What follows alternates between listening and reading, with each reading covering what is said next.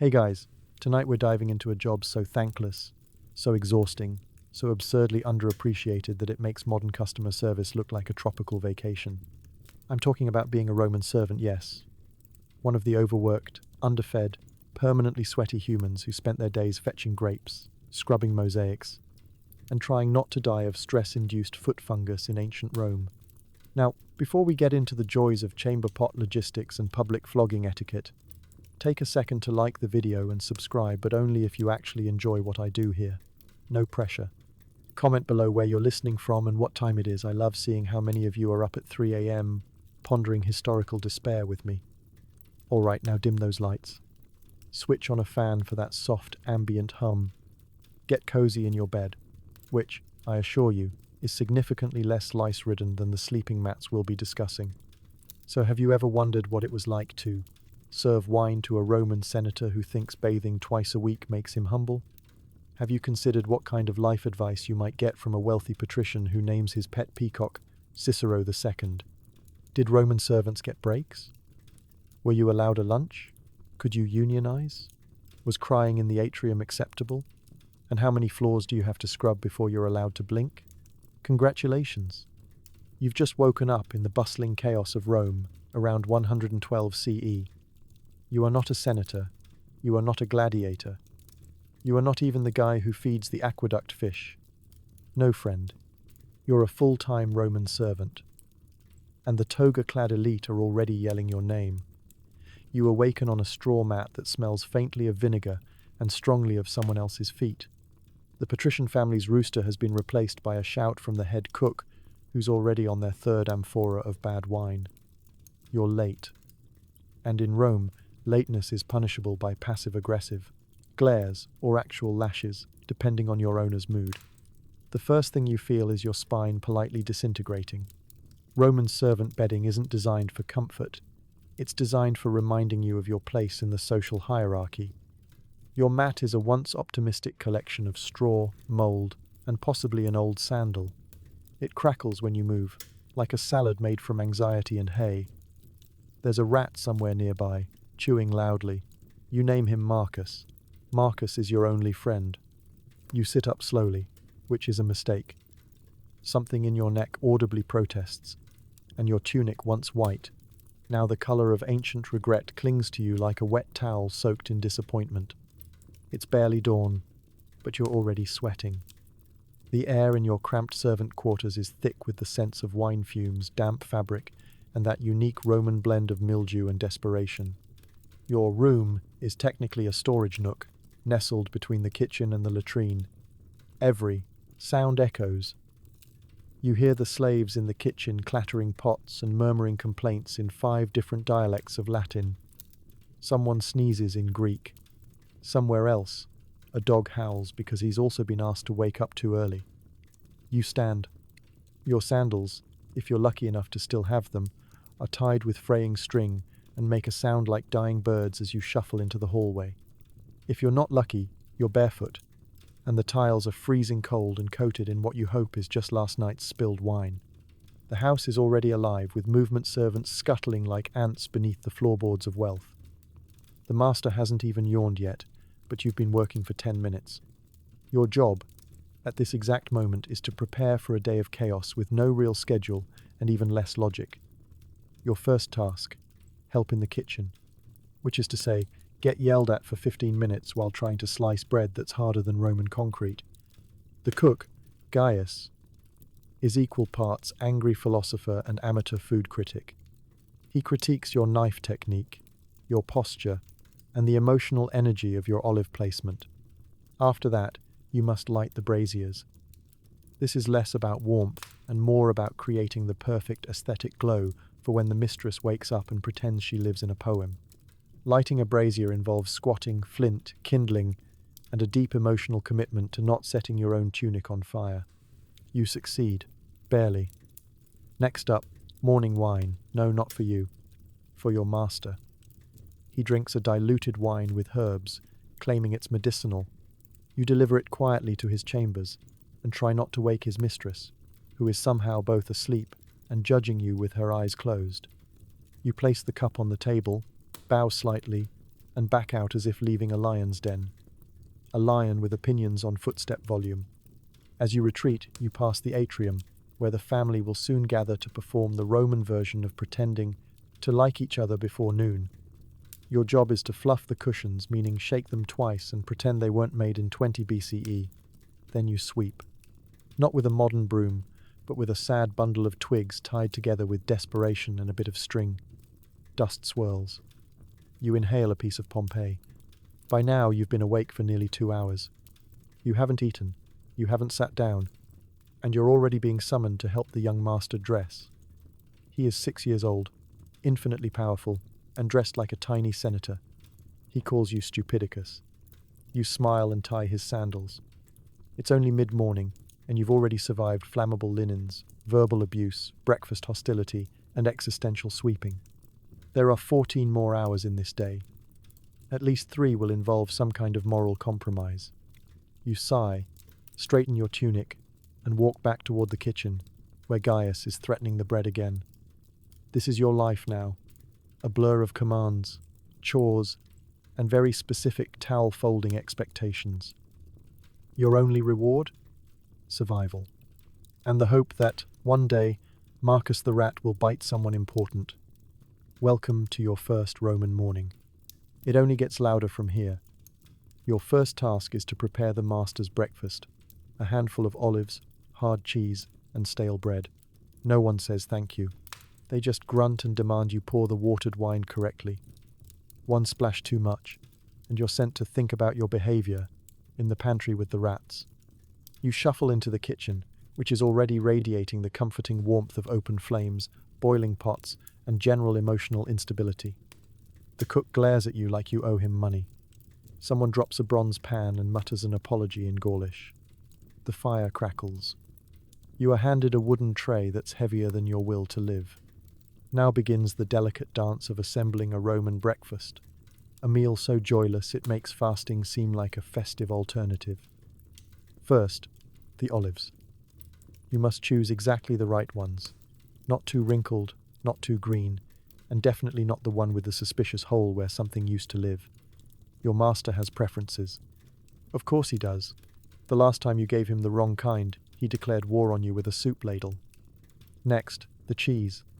Roman cheese is not what you'd call soft. It's a dry, waxy wedge that you slice with a knife that doubles as a dental tool. The blade slips. You nearly remove a finger. You don't bleed, but you do whisper a small prayer to Mercury, god of not messing this up again.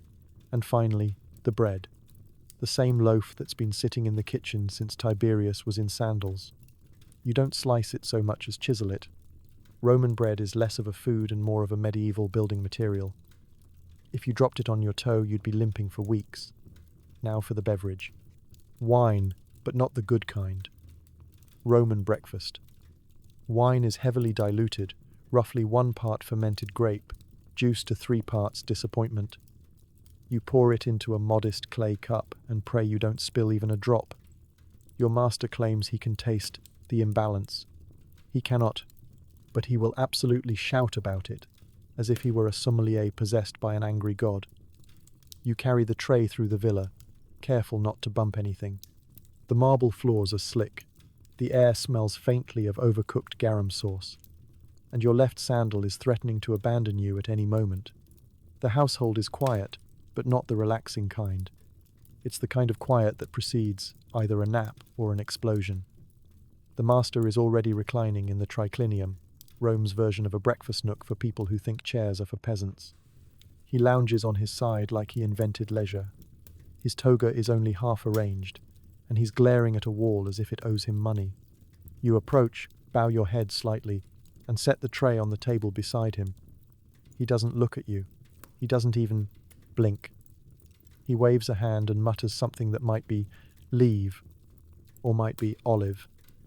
It's not clear, so you stand very still, unsure if you've been dismissed or just insulted. He picks up an olive, examines it like it's a cursed jewel, and eats it with the joy of a man biting into someone else's inheritance. Then, the wine. He lifts the cup, sips, and pauses. You panic. He sets it down slowly, with the gravity of a man deciding whether this is the hill he wants to die on. "Too much water," he murmurs. You feel your soul leave your body. You did the ratio exactly right. You counted drops. You even stirred it counterclockwise like his astrologer said last week. Still, here you are standing in the judgment zone of a man who once called boiled cabbage a complex flavor journey. He sighs. He doesn't yell. That's worse. He gestures toward the pantry. The pantry is not a cozy place. It is a small, dark closet filled with grain sacks, vinegar jars, and a colony of mice who have unionized. You stand there, facing a wall, surrounded by wheat and regret. You're not allowed to sit. You're not allowed to nap. You just reflect deeply on the physics of wine dilution and the fragile ego of a man who eats cheese with a spoon. After 10 minutes, you're summoned back. The master has decided you may exist again. He has finished his olives. All 3 of them. The cheese remains untouched. The bread has a single bite taken out of it, like he just needed to assert dominance over baked goods. You collect the tray silently. He does not thank you. No one thanks you.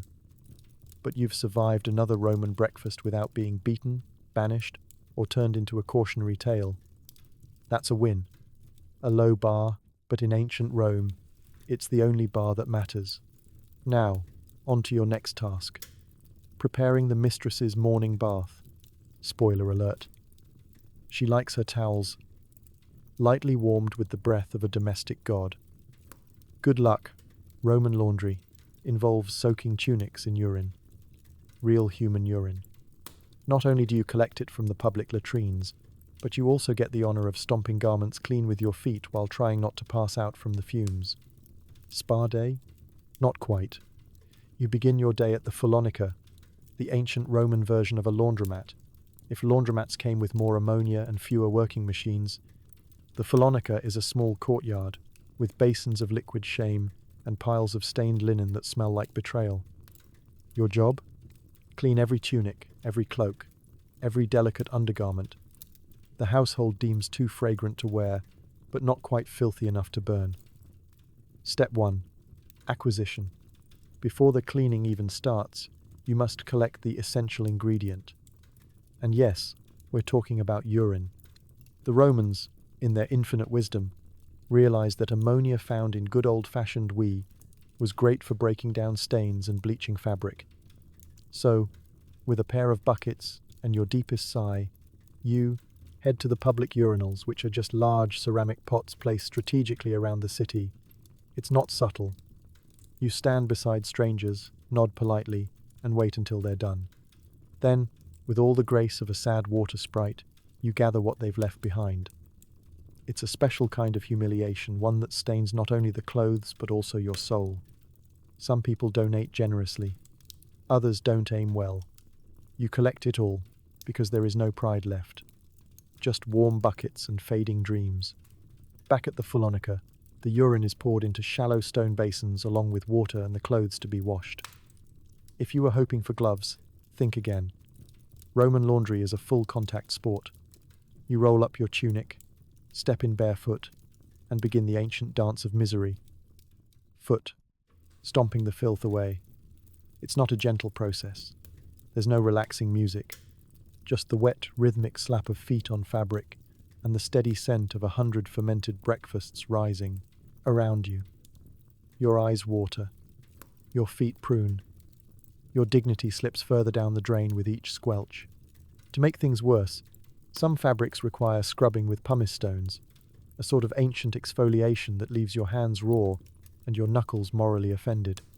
You scrub out wine stains, oil smears, blood, don't ask, and mysterious substances no one admits to. The tunics resist. They do not want to be clean. They cling to the stink like a badge of honor. And then there's the rinsing. After the foot dance, you haul the clothes out of the basin, one soggy heap at a time, and carry them to the rinse trough. Here, they're plunged into cold water that started out fresh this morning and is now a swirling soup of regret and sock lint. You splash, swish, slap the fabric against the stone, and pray you're not rinsing the same shirt twice. Once mostly de-stenched, The clothes are wrung out with your bare hands.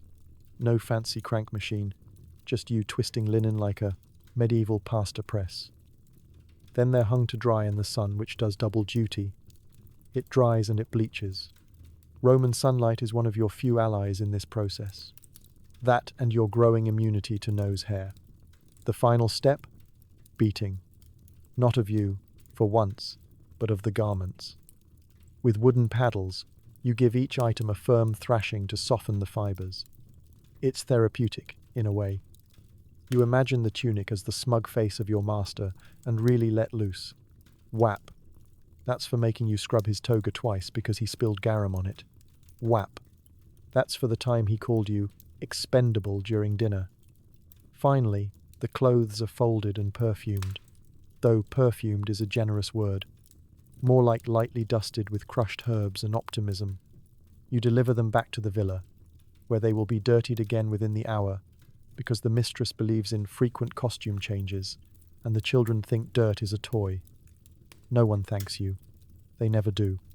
But for one glorious moment, the tunics are clean. Your job is done, your feet are wrinkled, your hands sting, and your nose no longer registers most smells. You are, in short, a laundry god, an uncelebrated, underfed, lemon-scented deity of sanitation. And tomorrow, you'll do it all again. Because in ancient Rome, cleanliness is next to godliness, and godliness is apparently soaked in pee. You're assigned to help in the public baths. That means oiling up hairy senators, scraping dead skin off strangers, and hoping no one slips and blames you. It's part massage therapy, part janitorial nightmare. Welcome to the Roman Thermae, where hygiene, leisure, and social climbing collide in a steamy, echoing labyrinth of moist humanity. The public baths are the heartbeat of Roman daily life. Every citizen who's anyone or at least wants to be shows up here, naked, opinionated, and weirdly confident about both. And you, lucky soul, are the assistant, the lowliest of the low, somewhere between furniture and fungus on the bathhouse hierarchy. Your day starts before the sunrise, of course. Fires need to be stoked to heat the hypercaust, the underfloor heating system that keeps the caldarium, the hottest bath, feeling like a well-insulated volcano. You help haul wood, you help stoke fires. You help burn your eyebrows off. It's warm work. You'll be sweating long before anyone else arrives to pretend they're here for health and not gossip. Then, the setup. Oil jars, towels, strigils the dull, curved scraping tools used to remove dirt, sweat, and self-esteem from human skin are all carefully laid out. You organize sandals by size. You polish the marble benches with a rag and some spit. You light incense to cover up the lingering aroma of old stew, wet hair, and civic corruption. And then, the patrons arrive. They come in loud, hairy waves. Senators, merchants, aging gladiators, philosophers who think soap is a metaphor for the soul. They disrobe with zero shame, and somehow more confidence than anyone should have while wearing nothing but sandals. They stride into the frigidarium, the cold room, with theatrical shivers, then demand to be escorted through the warm and hot baths like they're being received at court. Your job? Help them relax. That sounds gentle. It isn't. First, you oil them up. Literally. You take olive oil, often infused with herbs or something someone swears is calming, and you rub it onto every available surface of an aging aristocrat who has never heard of boundaries. Hairy shoulders. Cracked heels. One guy insists you oil his elbows with clockwise strokes only because of chi flow. He read it on a wax tablet somewhere. Next comes the scraping. You take the strigil and begin removing the oil, dirt, and dead skin. It's a satisfying sound, like buttering stale toast. The strigil catches on moles, scrapes over sunburns, and occasionally reveals what might be a tattoo or possibly just mold. You do your best, not to make eye contact, or breathe too deeply. The air is thick with steam and secrets. Then there's the massage, not the relaxing kind, more of a deep tissue punishment with elbows. You knead knots out of shoulders that have carried the weight of 3 decades of poor posture and political backstabbing. If they groan, that's good. If they yell, that's also good. If they fall asleep, You're now their pillow. Congratulations. You are also, unofficially, the lifeguard, therapist, referee, towel boy, lost sandal locator, and sometimes, if things get dramatic, a witness. Fights break out. Men argue about philosophy, grain prices, or who has the better chest hair. You stand by with a damp cloth and a deep desire to be somewhere else. Of course, not everything is noble debate. Bathhouses are gossip hubs. The walls practically sweat with secrets. You overhear scandalous things: who's cheating on whom, who bribed which magistrate, who's faking a limp for tax purposes. You file it all away in the mental folder labeled "Things that will get me killed if repeated." Cleaning duty is the worst part. Once the patrons leave, you scrub the floors with vinegar and despair. The water is brown. The drains are clogged with hair, toe skin, and soap that gave up halfway through its job. You use a broom made from palm fibers and what might be the broken dreams of a former assistant. There's a special stick for removing things you don't want to touch. You use it a lot. And yet, as gross as it all is, the job has perks. You're indoors. You're warm. You sometimes get tipped with leftover bread or old tunics. You're invisible, which in ancient Rome is as close to job security as you're going to get. By the time you finish cleaning, your fingers are pruned, your back is sore, and you smell like olive oil and melancholy. But you've survived another day of ancient spa service without being fired, flogged, or thrown into the caldarium for fun. Tomorrow you'll be back with your strigil and your dead-eyed stare, ready to rub oil on strangers like your freedom depends on it. Because in a way, it kind of does. Let's talk about dignity, or rather, the lack of it. Your job includes emptying chamber pots every morning, every room, every stomachache, and sometimes you spill a little. No one helps you clean it up. They just call you names in Latin. There is no glamour here, no praise, no medals. Just you, a sloshing ceramic bowl full of bodily betrayal, and a hallway that's far too long when you're carrying someone else's midnight decisions. You are the unsung hero of hygiene, the janitor of the underworld, the one who ensures that the elite never have to consider what happens after the wine and cheese party ends in gastrointestinal despair. You begin your day before dawn, as always. Not to witness the sunrise, but to intercept the consequences of last night's dinner. Chamber pots are scattered throughout the villa like grim Easter eggs. The master has one. The mistress has two. One for show, one for emergencies. The children each have their own, often in places that defy logic and basic sanitation. There's even a spare in the atrium, because apparently no one in this house believes in walking more than 10 steps to relieve themselves. And yes, they're full. Your first pot of the day is teetering on the edge of a windowsill. You eye it like it's a sleeping animal. Carefully, you lift it.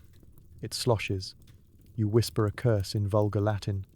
One wrong step and your morning becomes a clean-up montage, and not the kind with upbeat music, more the kind with gagging and self-reflection. You carry it out of the room, slowly, quietly, past the mistress's prized mosaic floor, which you are absolutely forbidden to stain. You hold your breath. The pot gurgles ominously. You glance around, hoping no one sees you like this, even though they all know it's your job. Next up, the children's pots. There are issues. One is already tipped over. Another contains something that looks like a science experiment. You briefly consider running away and starting a new life as a goat. Instead, you mutter to yourself, clean it up with a rag that deserves a Viking funeral, and move on. Now that you've collected all the pots, it's time for the actual emptying part of the chamber pot shuffle. Some villas have designated pits. Yours, of course, does not. You have to trek out to the waste trench at the edge of the property, a place so cursed even the flies refuse to stay long. You haul the pots, one by one, across gravel paths, through narrow doorways, dodging decorative pillars and judging statues. You try not to spill, you fail. Your foot catches a root. Your arm lurches. You now have to explain to the steward why his sandals smell like last night's lentil stew. He doesn't even blink. He just tells you to walk faster next time and to try aiming for dignity. Once at the trench, you empty the contents with a motion you've perfected, a sort of practiced flick and dump that avoids backsplash. Usually. Some days the wind betrays you. Some days the trench is full. Some days you wonder if there's a God, and if so, whether he's watching you from Olympus and taking notes for a cautionary poem. You rinse the pots in a nearby basin. The water is brown. You stop asking what's in it. You dry the pots with a rag that's seen too much. Then you carry them back, clean and empty, as if nothing ever happened. But it did, and it will again. Because no one thanks you. No one acknowledges the service you've just performed. They simply refill the pots the next night and scowl when you take more than 2 minutes to pick them up. And let's talk about the smells. You've developed a sixth sense for danger, specifically. Which chamber pots are deceptively full and which ones contain something bubbling. You smell things no one should ever smell. And yet, your nose has adapted. At this point, the scent of fermented figs and regret barely registers. You're practically a sommelier of human waste. Sometimes, just for variety, someone vomits in a pot, or near it, or not even remotely close to it. You clean it anyway. That's the rule. If it touches the ground, it's your problem. By the time you've completed the full circuit, emptied, rinsed, dried, and replaced every pot, you've walked 6 miles and lost all faith in humanity's internal plumbing. You are soaked with sweat, lightly splattered in shame, and still expected to smile when the mistress asks why the pot in her reading room wasn't minty fresh. But you endure, because in ancient Rome someone has to deal with the aftermath. And today that someone is you. You, the silent sentinel of sanitation, the bearer of burdens, the chamber pot champion. Long may you shuffle. Roman dinner parties go on forever. You stand silently behind couches while elite guests argue about poetry and belch freely. You're expected to refill cups before they're empty and laugh silently at jokes about the Punic Wars. It's not just a dinner. It's a convivium, a sacred ritual of food, wine, and unbearable small talk between men who all think they're Cicero. The master's villa has been transformed into a theatre of indulgence. The floors are swept, the torches lit, the cushions fluffed like the fate of the empire depends on it. And you, humble servant, are the unpaid stagehand for this epic play called Let's See Who Can Complain the Loudest While Lounging Sideways. The guests arrive dramatically late, of course, wrapped in togas that smell like imported arrogance.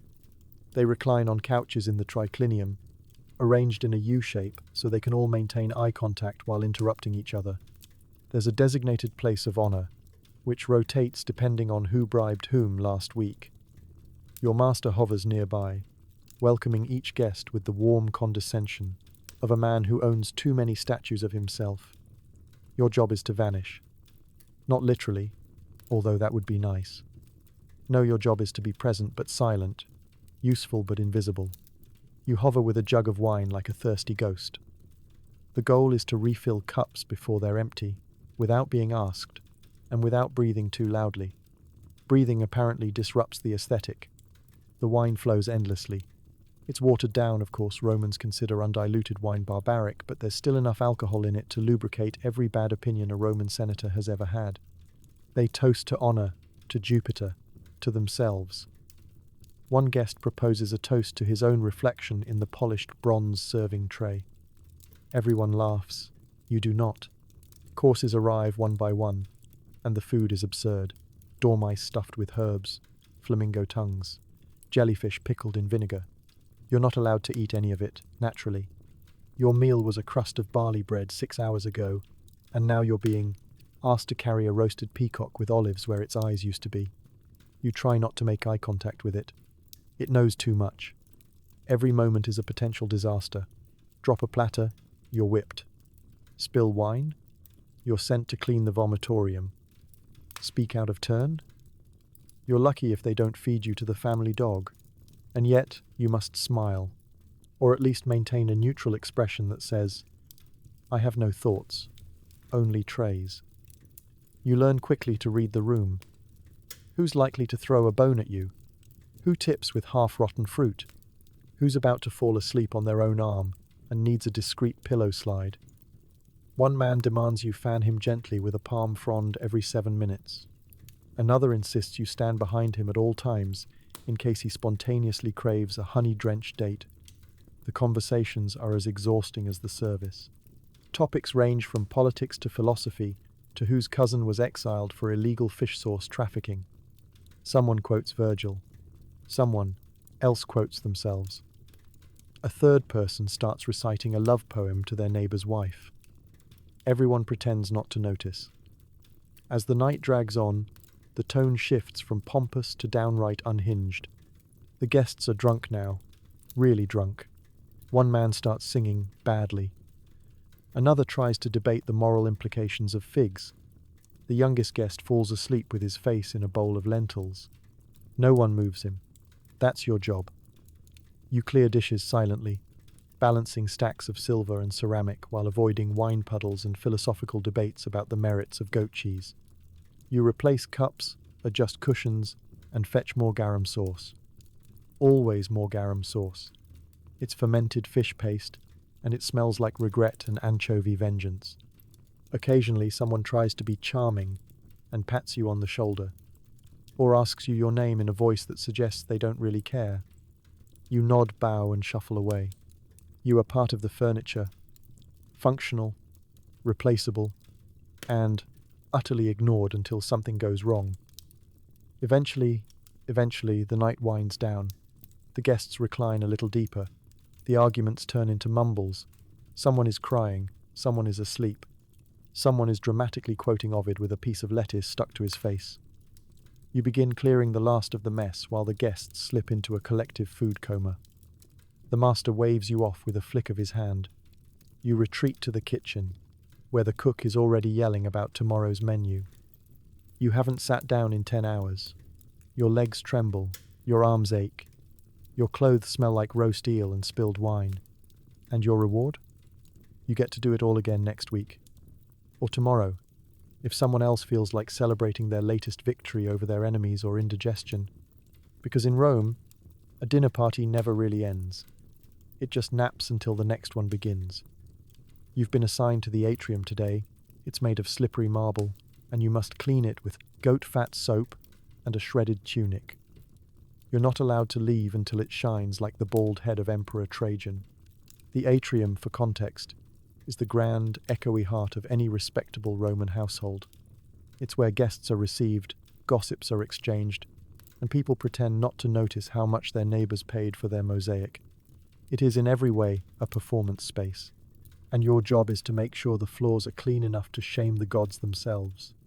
You start with the tools of the trade. A pail of cold water that smells faintly of mildew, a bar of goat, fat soap that squelches when you touch it, and what used to be a tunic, but is now a ragged scrap of fabric with dreams. You kneel at the edge of the atrium floor, white marble veined with glimmers of precious stone, and you sigh, already knowing this will take the better part of your day and most of your self-respect. The first thing you notice, as always, is that the floor is somehow already filthy.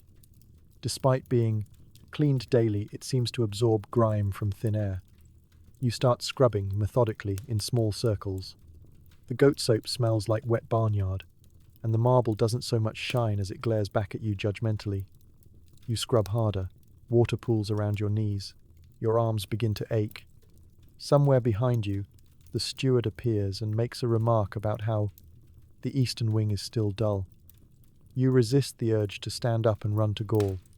Instead, you nod and return to polishing with the determination of a gladiator, fighting for freedom if that gladiator's opponent was soap scum. It's not just the cleaning, it's the performance. The atrium must gleam. If a single spot is missed, if the reflection of the ceiling fresco isn't crisp enough, someone will casually mention how standards are slipping before requesting you be reassigned to chamber pot duty for a week. You consider licking the floor to check for shine. You do not. Midway through your scrubbing marathon, you accidentally slip. Your knee skids on the marble, and you sprawl forward like a sack of laundry with a bad attitude. No one sees you, thankfully, except for the household dog, who wanders by, sniffs you, and then relieves himself on a potted plant. You'll be cleaning that too. You keep going. The sun streams in from the open roof, the compluvium, casting warm light that makes every dust particle stand out like an insult. You chase them down with a damp rag and a whisper of rage. Occasionally, guests pass through, pretending not to see you. Occasionally, you pretend you're anywhere else, maybe a vineyard in Sicily or asleep. After several hours, your hands are raw, your knees are numb, and you're developing what can only be described as elbow despair. You've polished the same square of marble 17 times, mostly because you can no longer distinguish which bits are clean and which are just gaslighting you. At one point, the mistress walks through the atrium, looks down, and frowns. Not at you, never at you directly, but at the general concept of unworthy marble. It should look like Venus herself could slip on it, she says dreamily, and then wanders off to complain about figs. You add more soap. Then comes the mosaic. Of course, the atrium isn't just one solid slab of marble. No, that would be too easy. There's a massive, intricate mosaic in the center, depicting naturally some overly dramatic mythological scene involving a swan, a lyre, and a suspiciously muscular child. You must clean this with a smaller rag, one tile at a time, using circular motions that wear away your fingerprints and will to live. A fly lands on your freshly cleaned tiles. You stare at it. It stares back. You wave it off like a man defending his last shred of sanity. As evening creeps in, the floor finally begins to reflect back at you not just your face, but your exhaustion. It glimmers faintly, like victory, or perhaps just very localized, delirium. The steward returns, runs a hand over the floor, and grunts approvingly. He doesn't thank you. He just leaves a smear from his sandal print and walks away. You wipe it up, and just like that, you're done. For now. You rise slowly, bones cracking like a poorly tuned lyre. Your back hurts, your tunic is soaked, and your legs feel like they've been personally disrespected by Jupiter. But you've survived. Tomorrow, someone will track mud in. They always do. But tonight, for a brief, shining moment, the atrium glows. And so do you, mostly with sweat. But still, let's call it a win. Your next task? Entertainment. Not for yourself. Never that, but for the spoiled 8-year-old son of your master. He wants to sword fight. You don't have a sword. He does. Good luck. Let's start with the obvious. Roman children are not like modern children. They are smaller versions of their parents, entitled, dramatic, and frequently dressed like senators on laundry day. The son of your master is no exception. His name is Lucius, though he insists on being addressed as Dominus Minor or Little Lord, which he read once on a tablet and has never forgotten.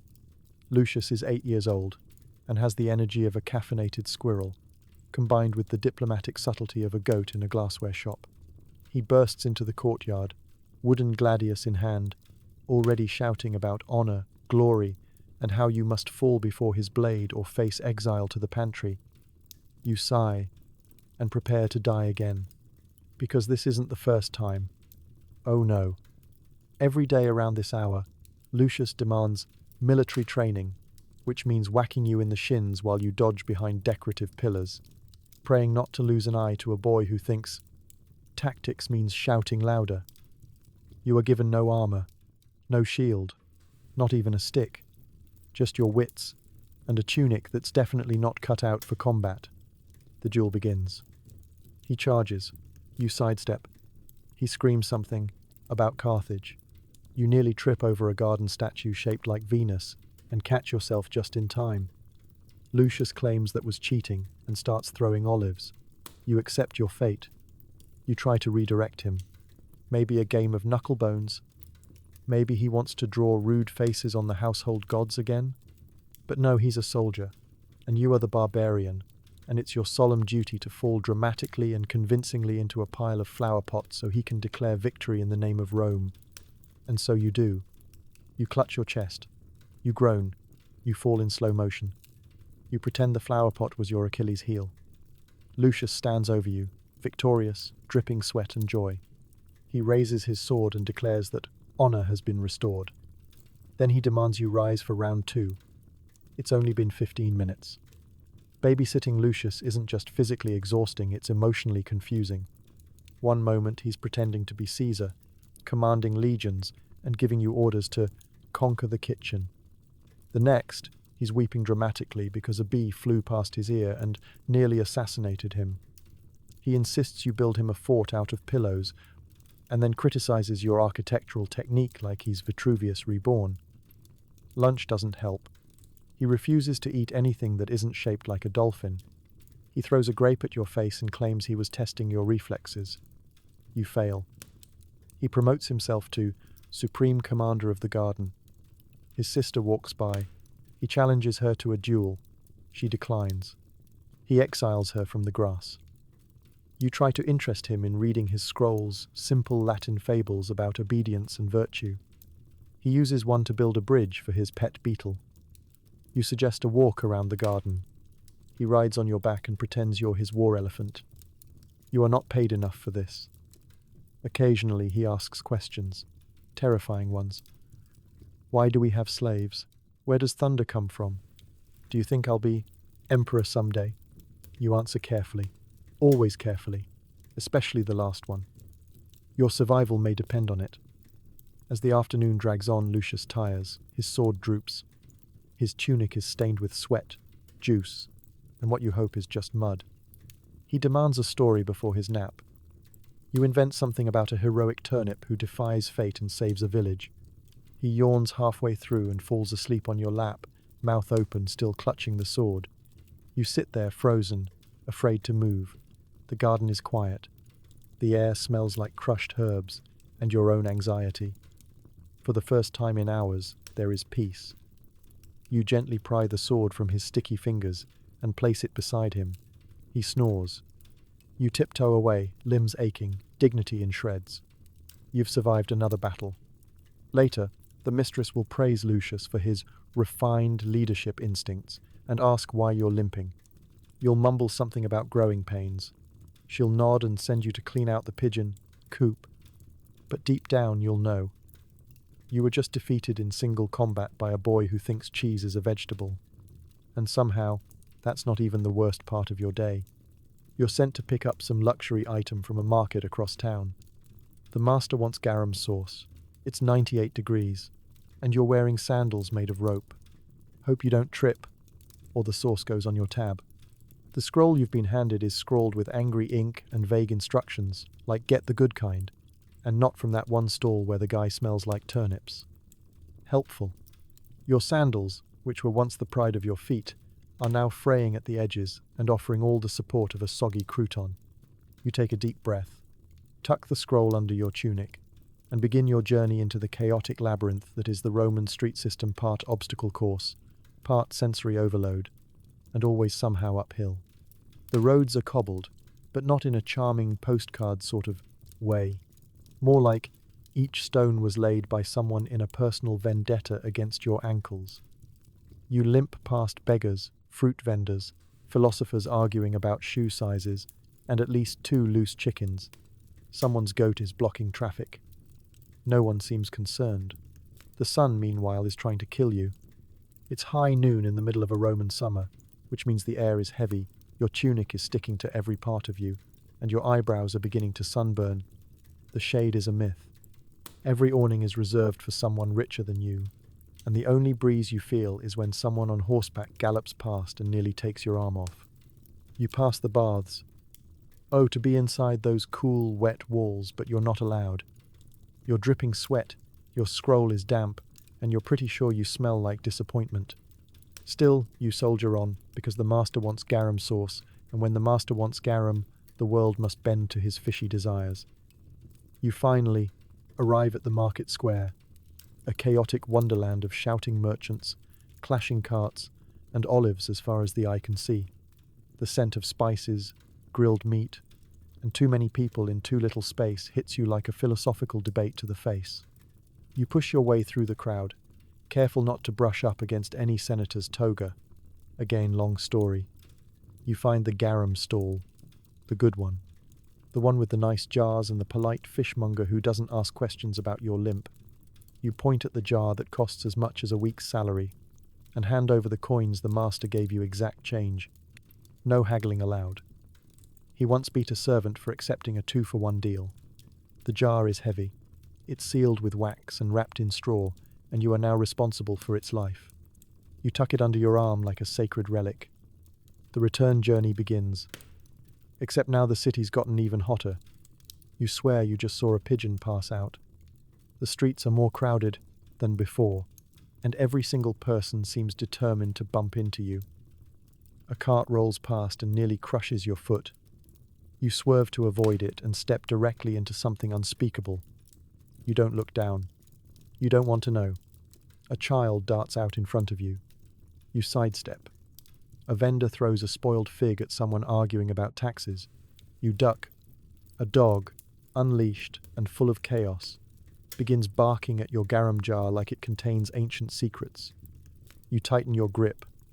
You cannot let this go wrong.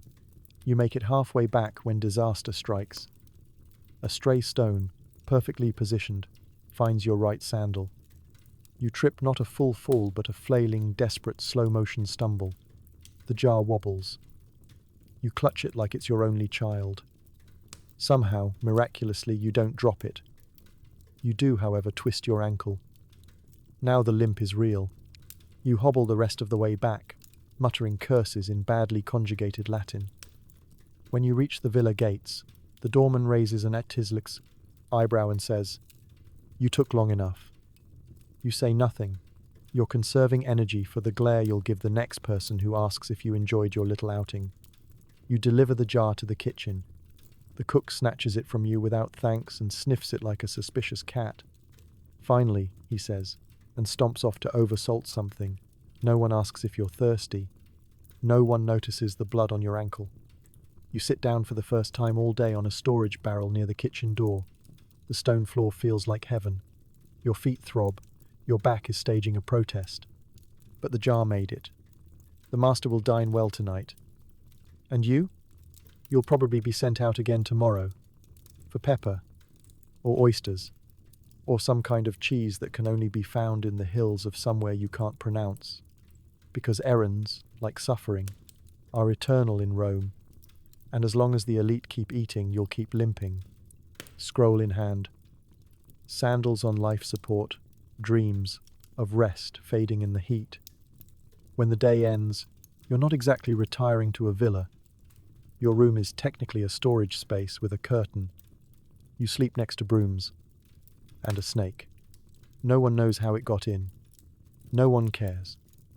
The room is about the size of an ambitious coffin, just large enough for a straw mat, your rolled-up second-best tunic, and a crate labelled, "Not for eating," again.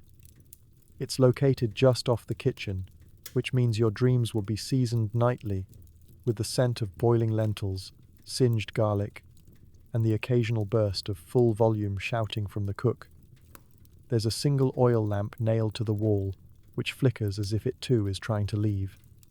Your ceiling is low enough that when you sit up too quickly, you're reminded who's in charge. Gravity and poorly planned architecture. There's a hole in one corner that lets in fresh air, dust, and possibly divine judgment. Through it, you can hear the sounds of elite Roman, nightlife laughter, music, and the slow clatter of someone knocking over a tray of olives and blaming the help.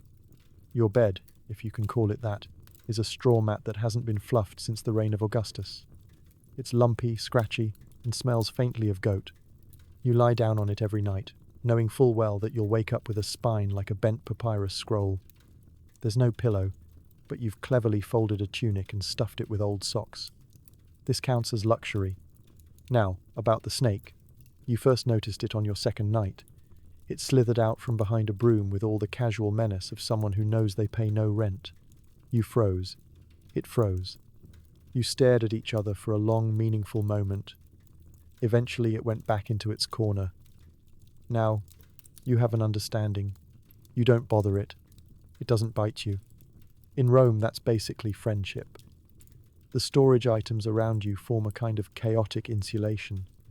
There's a sack of spoiled dates, a broken amphora that no one has thrown out because it might be useful someday, and several brooms, each more judgmental than the last. You've tried tidying the space, but every time you move something, someone else notices and moves it right back. So now you just sleep beside it, whatever it is. Privacy is theoretical. There's a curtain hung across the doorway, more of a suggestion than a barrier. Anyone can and does pull it aside at all hours. Wake up, we're out of fish sauce. Are you sleeping? Come scrub something. There's a rat in the bread, fetch the cat. And if not humans, it's mice, bold ones. You've named them. You're not proud of that. Noise never stops. The walls are thin. You hear everything. The mistress's dog barking because someone walked past his pillow. The master reciting bad poetry to himself while pacing in the atrium. The older servants whispering their theories about who's poisoning the figs, again. The night watchman who snores like he's fighting an angry warthog in his dreams. And yet, somehow, this space is yours. Technically. No one else wants it. That makes you king of a kingdom of rags, dust, and one very judgmental snake. You light your tiny lamp, lean against the wall, carefully it flakes, and let your bones settle. You're sore, you're exhausted, but you've survived another Roman day. You pick a splinter out of your foot, you brush straw from your hair, you try not to think too hard about how many fleas are currently sharing your bed. You mumble a quick prayer to any deity who might be listening, probably Mercury, patron of travelers, thieves, and overworked domestic staff. Sometimes, if you squint and ignore everything around you, you can almost pretend you have a room with real walls, a room with a door, a room without a snake. The fantasy is brief, but it gets you through. And honestly, it's not the worst. You've heard stories, other servants sleeping in hallways, under staircases, in chicken coops, or not at all. At least you have a mat. At least you have your brooms. And the snake, for all its faults, does keep the rat population in check. So you blow out the lamp. You roll onto your side, avoiding the bump in the mat that might be a rock or a leftover olive pit. You pull your tunic-turned blanket up over your shoulders. You listen to the distant hum of a villa that never quite sleeps. And you drift off, not peacefully but completely. Because when you work from sunrise to long after sunset, sleep isn't a luxury, it's a bodily shutdown. You dream of clouds, and bread you don't have to serve, and a bed that doesn't wheeze when you move. The snake curls back into its corner. All is well for now. You hear everything: who's cheating on whom, who's plotting against the emperor, who has mysterious rashes. But say any of it out loud, and you're whipped for treason. So you nod, smile, and pretend you're hard of hearing. Being a Roman servant means being invisible, but with ears sharper than a lawyer's quill. You're everywhere and nowhere, present in every room, yet ignored like the corner furniture. And that makes you the perfect vessel for the most valuable currency in Rome, aside from silver: information. You overhear everything. The villa is a megaphone, and you're stuck in the middle. The atrium echoes like a gossip amphitheatre, and the corridors carry whispers like trained spies. Voices bounce off marble walls, through open archways, and around the fish ponds where people assume no one's listening. But you are, always. Take the dining room, for instance. Last week, during a particularly boozy dinner party, the master let slip that he's been skimming a little off the top of the grain shipments. The guest across from him, the city magistrate, laughed politely and then casually asked if he could get in on it. You were 3 feet away, refilling wine. They didn't notice. Or care. After all, who would a servant tell? You know which senator's wife has a lover who sneaks in disguised as a tutor. You know which senator is secretly also that lover. You know that the mistress has been praying at the temple, far more often than any god requires, and always comes back smelling suspiciously like imported perfume and decision-making. You've seen it all, heard it all. You're practically the town crier in disguise, except instead of shouting the news, you swallow it whole and pray it doesn't slip out during small talk. The risk? Enormous. Because Roman society may be built on gossip, but it punishes those who repeat it, especially if they're wearing a tunic without a belt. If you so much as raise an eyebrow at the wrong comment, you're accused of insolence. If you repeat what you heard to another servant, you're flogged. If you breathe too hard when someone mentions the Emperor's mysterious new advisor, you're taken in for questioning, and not the polite kind. So you master the art of strategic deafness. You become an expert at facial neutrality, a master of the polite, blank stare. When two guests argue about whether someone in the Senate is too fond of poison, you blink slowly and ask if they'd like more olives. When the mistress sobs into her wine about how her husband doesn't understand her, you nod and gently sweep around her feet, pretending you didn't just hear the opening monologue of a future scandal. The thing is, the other servants know too. You all know. Every single one of you is walking around with a head full of secrets and a mouth locked shut by fear and sheer professional survival instinct. In the servant quarters at night, you exchange glances, knowing full well what's been said, what's been seen, what's currently festering behind someone's knee. But you don't speak of it, not really. Instead, you play a game. You refer to people by code names. The Shouter, Lady Sadness, Sticky Fingers. You speak in riddles and metaphors. Did you hear what happened near the statue with the missing nose? Oh yes, tragic, but inevitable. You live in a delicate ecosystem of knowledge and silence. Too little, and you're caught off guard. Too much, and you're accused of plotting. The safest place to be is halfway between aware and indifferent. Sometimes, though, someone slips up. A young servant repeats a joke about the master's wig in front of the steward. The steward tells the master. The servant disappears. You all notice. You all nod. You never speak of it again. And yet, there's a power in it. Quiet, invisible power. You know who's doing what. You know when the master is lying. You know which guests are enemies disguised as friends. You know that when the cook smiles, it means someone's about to have a very bad dinner. You store it all. Not because you plan to use it, but because it's how you survive. Knowledge is armor. It doesn't protect you from a beating, but it helps you stay one step ahead of it. So you keep listening, keep smiling, keep pretending not to understand Latin quite that well. And when someone asks, "Did you hear what happened to the governor's son?" you just shrug, refill their cup and say, "Sorry, I wasn't paying attention." Because you always were, and you always will be. After the guests leave, it's your job to clean up. The floor is littered with chicken bones, spilled wine, and what might be eel. You're elbow deep in ancient leftovers while the household snores. The dinner party ended hours ago for them. For you, it has only just begun. While the last guest staggered out quoting bad poetry and someone's sandal is still floating in the decorative fountain, you're rolling up your sleeves and mentally preparing to face the battlefield that is the triclinium after a Roman banquet. The first thing you notice, the smell. A pungent blend of wine, grease, spoiled garum, sauce, and someone's forgotten seafood dish now fermenting in the corner. It hits your nose like a wet scroll, and there is no escape. You breathe through your mouth, then regret that too. You begin by collecting bones. Chicken bones, lamb bones. Something you really hope is fish bones.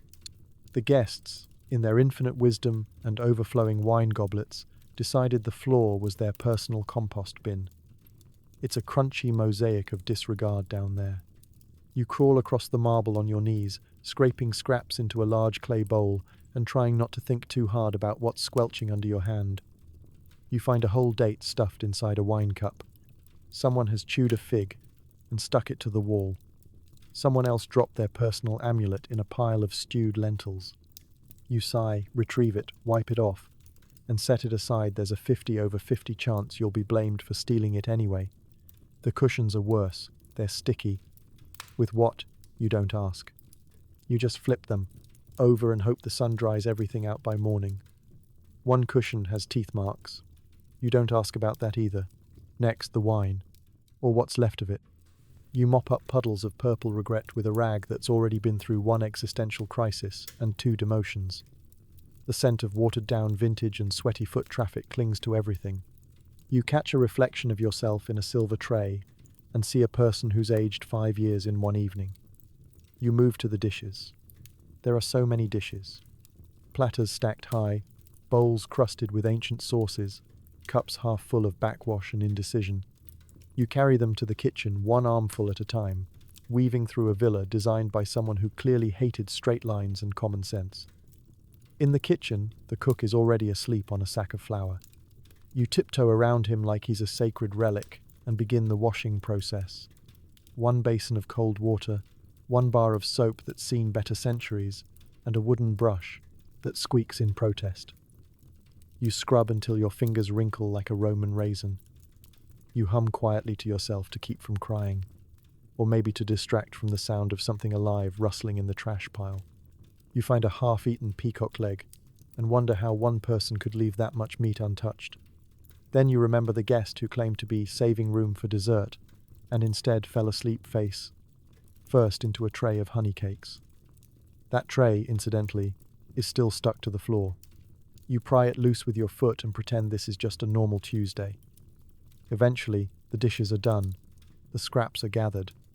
The floors have been wiped down with a vinegar-soaked rag that doubles as your emotional support fabric. You take one last lap around the room, rearranging furniture to look like it hasn't witnessed 7 types of social collapse. And now, finally, you are allowed to collapse. You sit down on the cool marble floor, surrounded by the evidence of decadence and poor decision-making. Your knees ache. Your back is threatening legal action. There's a smear of unidentified pudding on your elbow. And despite it all, you've done it. The room is clean. Ish. You hear someone snoring in the next room. Probably the master, dreaming of praise and power while you scrubbed eel grease from his mosaic tiles. You sigh and lean back against the wall. Somewhere behind you, a mouse squeaks, probably trying to steal a leftover grape. You salute it in solidarity. You still have to wake up at dawn tomorrow. There's laundry to do, children to entertain, floors to polish. But for now, for these next few blessed minutes, you have silence. You have stillness. You have survived the feast. And really, isn't that what Roman servant life is all about?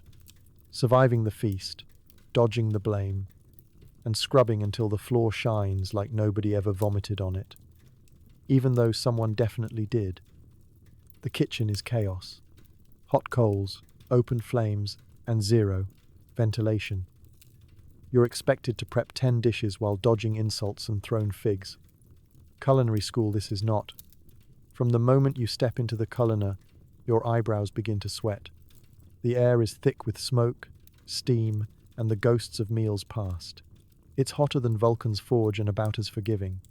The head cook, who has the temperament of a wounded boar and the volume of a Greek amphitheatre, barks orders at a speed only fear can translate. You nod, you chop, you pray. Roman kitchens are less organized workspace and more open flame death arena.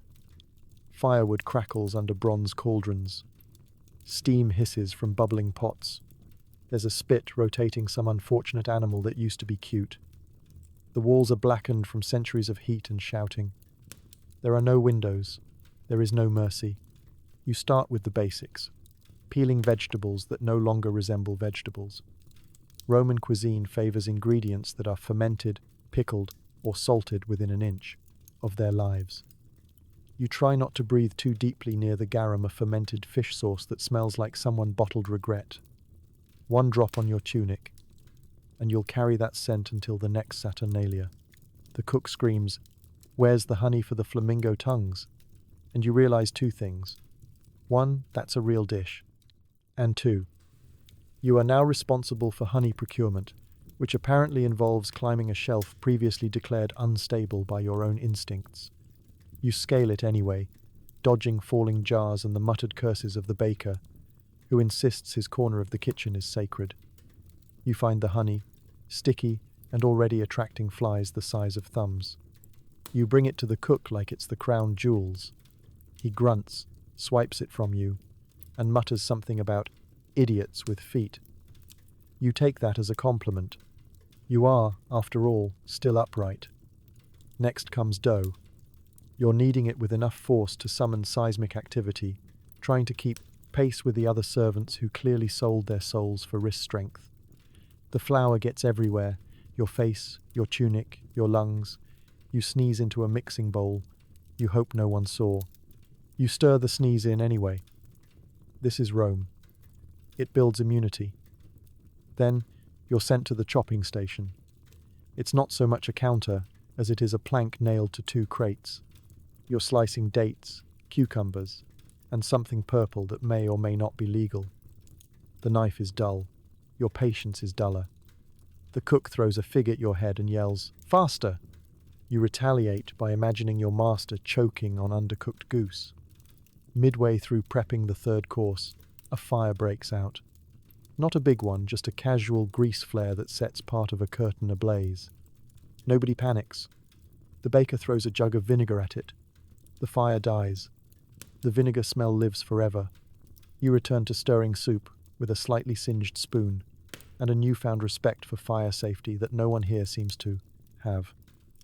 A junior servant drops a tray of pastries. The cook screams so loud the meat on the spit twitches. You're told to remake the dough, clean the floor, and do it better this time, or I'll feed you to the mosaic.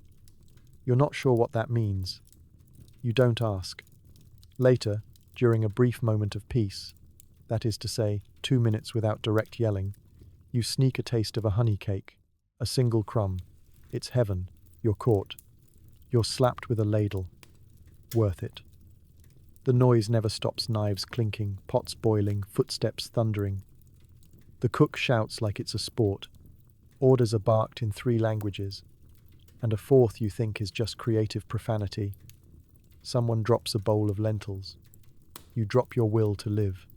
Finally, after what feels like a full military campaign, the final dish is done. The platters are lifted, inspected, sniffed, and marched out to the triclinium like sacred offerings. You stand in the smoky aftermath, sweaty, sore, and smelling like a cheese fire. No one thanks you. The cook mutters something about not bad for a donkey with thumbs. You take that as your gold medal. You begin the cleanup process, scraping pans, scrubbing counters, putting out small residual fires. The kitchen hums with the sound of collapsing exhaustion. You look at your soot-streaked reflection in a ladle and whisper, "At least I didn't burn the flamingo." Because in Rome's culinary world, that's what success looks like. No burns, no bites. And only one minor existential breakdown. Bon appetit. Sometimes you mess up, sometimes you don't. Either way, you're punished. A missed chore? Lashings. Spoke too loudly? Lashings. Looked at the master's wife too long? You get the idea. Punishment in a Roman household is not about justice. It's about power. And the master is very fond of reminding you who has it. The laws, the customs, the gods, they're all vaguely on his side. You, meanwhile, are at the mercy of his mood swings, his wine consumption, and whether his tunic feels too itchy that morning. The worst part? You don't always know what rule you broke. One moment you're folding linens exactly how you were trained, and the next, the steward is dragging you into the courtyard for disrespecting the thread count. You open your mouth to ask what that means.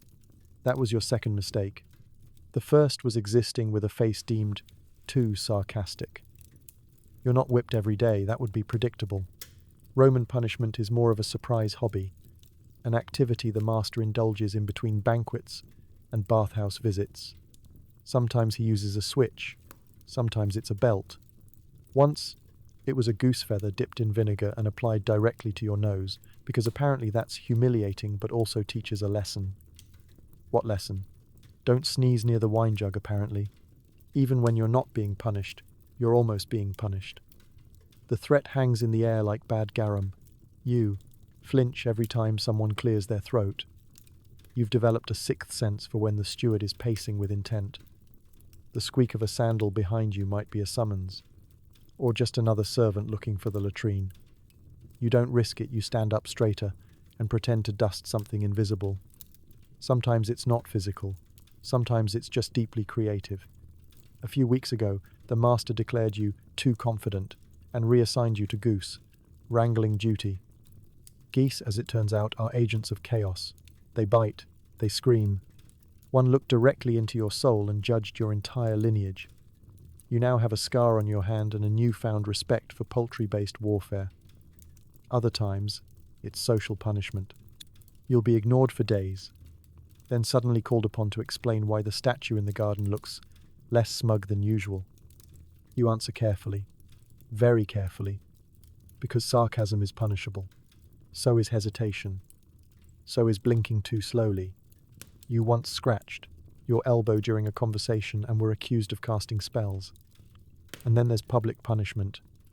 Those are the worst. Being flogged in front of the other servants is humiliating enough. But being flogged in front of guests? That's theatre. The master makes a show of it, wrinkling his nose, gesturing grandly, announcing your crimes like you're in the Senate. This one, he declares, tried to serve watered wine without stirring it properly. Gasps. Someone fans themselves. A guest quietly takes notes. You take your beating in silence, because any sound might be taken as disrespect. And you know it's not personal. He doesn't hate you. He just doesn't think you matter enough to avoid hurting. It's not cruelty. It's routine. Sometimes the punishments aren't even directed at you. Someone else messes up, but the blame shifts around like a bad toga. You might be beaten as a warning to others. Let this be a lesson, the master says, as if you're a living chalkboard for his insecurities. You lie in bed that night, sore and confused, trying to figure out what just happened and how to avoid it. Spoiler, you can't. And yet, you endure.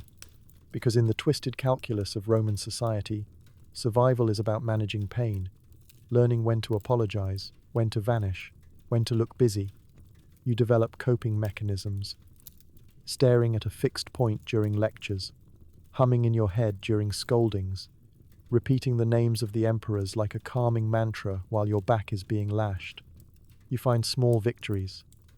A day without bruises. A week without being blamed for someone else's bad mood. The occasional moment when the master forgets you're in the room and says something truly idiotic and you manage not to laugh. It's a game you didn't sign up to play, but one you've become very good at. Because being a servant in ancient Rome isn't just about labor. It's about navigation, endurance, diplomacy performed in silence and wounds, healed in the dark. So yes, sometimes you're punished for blinking wrong, but you keep blinking. Just faster, softer, quieter, and always when no one's looking. Your break, if you can call it that, involves crouching in a dark corner eating bread so dry it could be used as construction material. You savor every miserable bite in silence. It's not even a break, really. It's a ceasefire. A brief pause in the endless war against dust, dishes, demands, and disappointment. You found a corner of the storeroom that doesn't smell like spoiled fish sauce, and you're determined to guard it like it's sacred ground. The stool you're sitting on is broken. Not wobbly. Broken. One leg is shorter than the others, and has been, temporarily, propped up with a folded rag since the Saturnalia feast 2 years ago. The rag is now part of the stool. You sit on it at an angle, like you're practicing for a posture contest you didn't enter. The bread you're eating was probably fresh during Nero's childhood. It's dry, dense, and sharp enough to classify as a weapon. Every bite scrapes your gums like you're chewing a sand-blasted roof tile, but you chew slowly, methodically, like it's the last edible item on Earth, which it might be, at least until the next shipment of lentils arrives. There's no butter, no oil, no wine to wash it down. Just you, the bread, and the sound of your own jaw echoing in the dark like a metronome of suffering.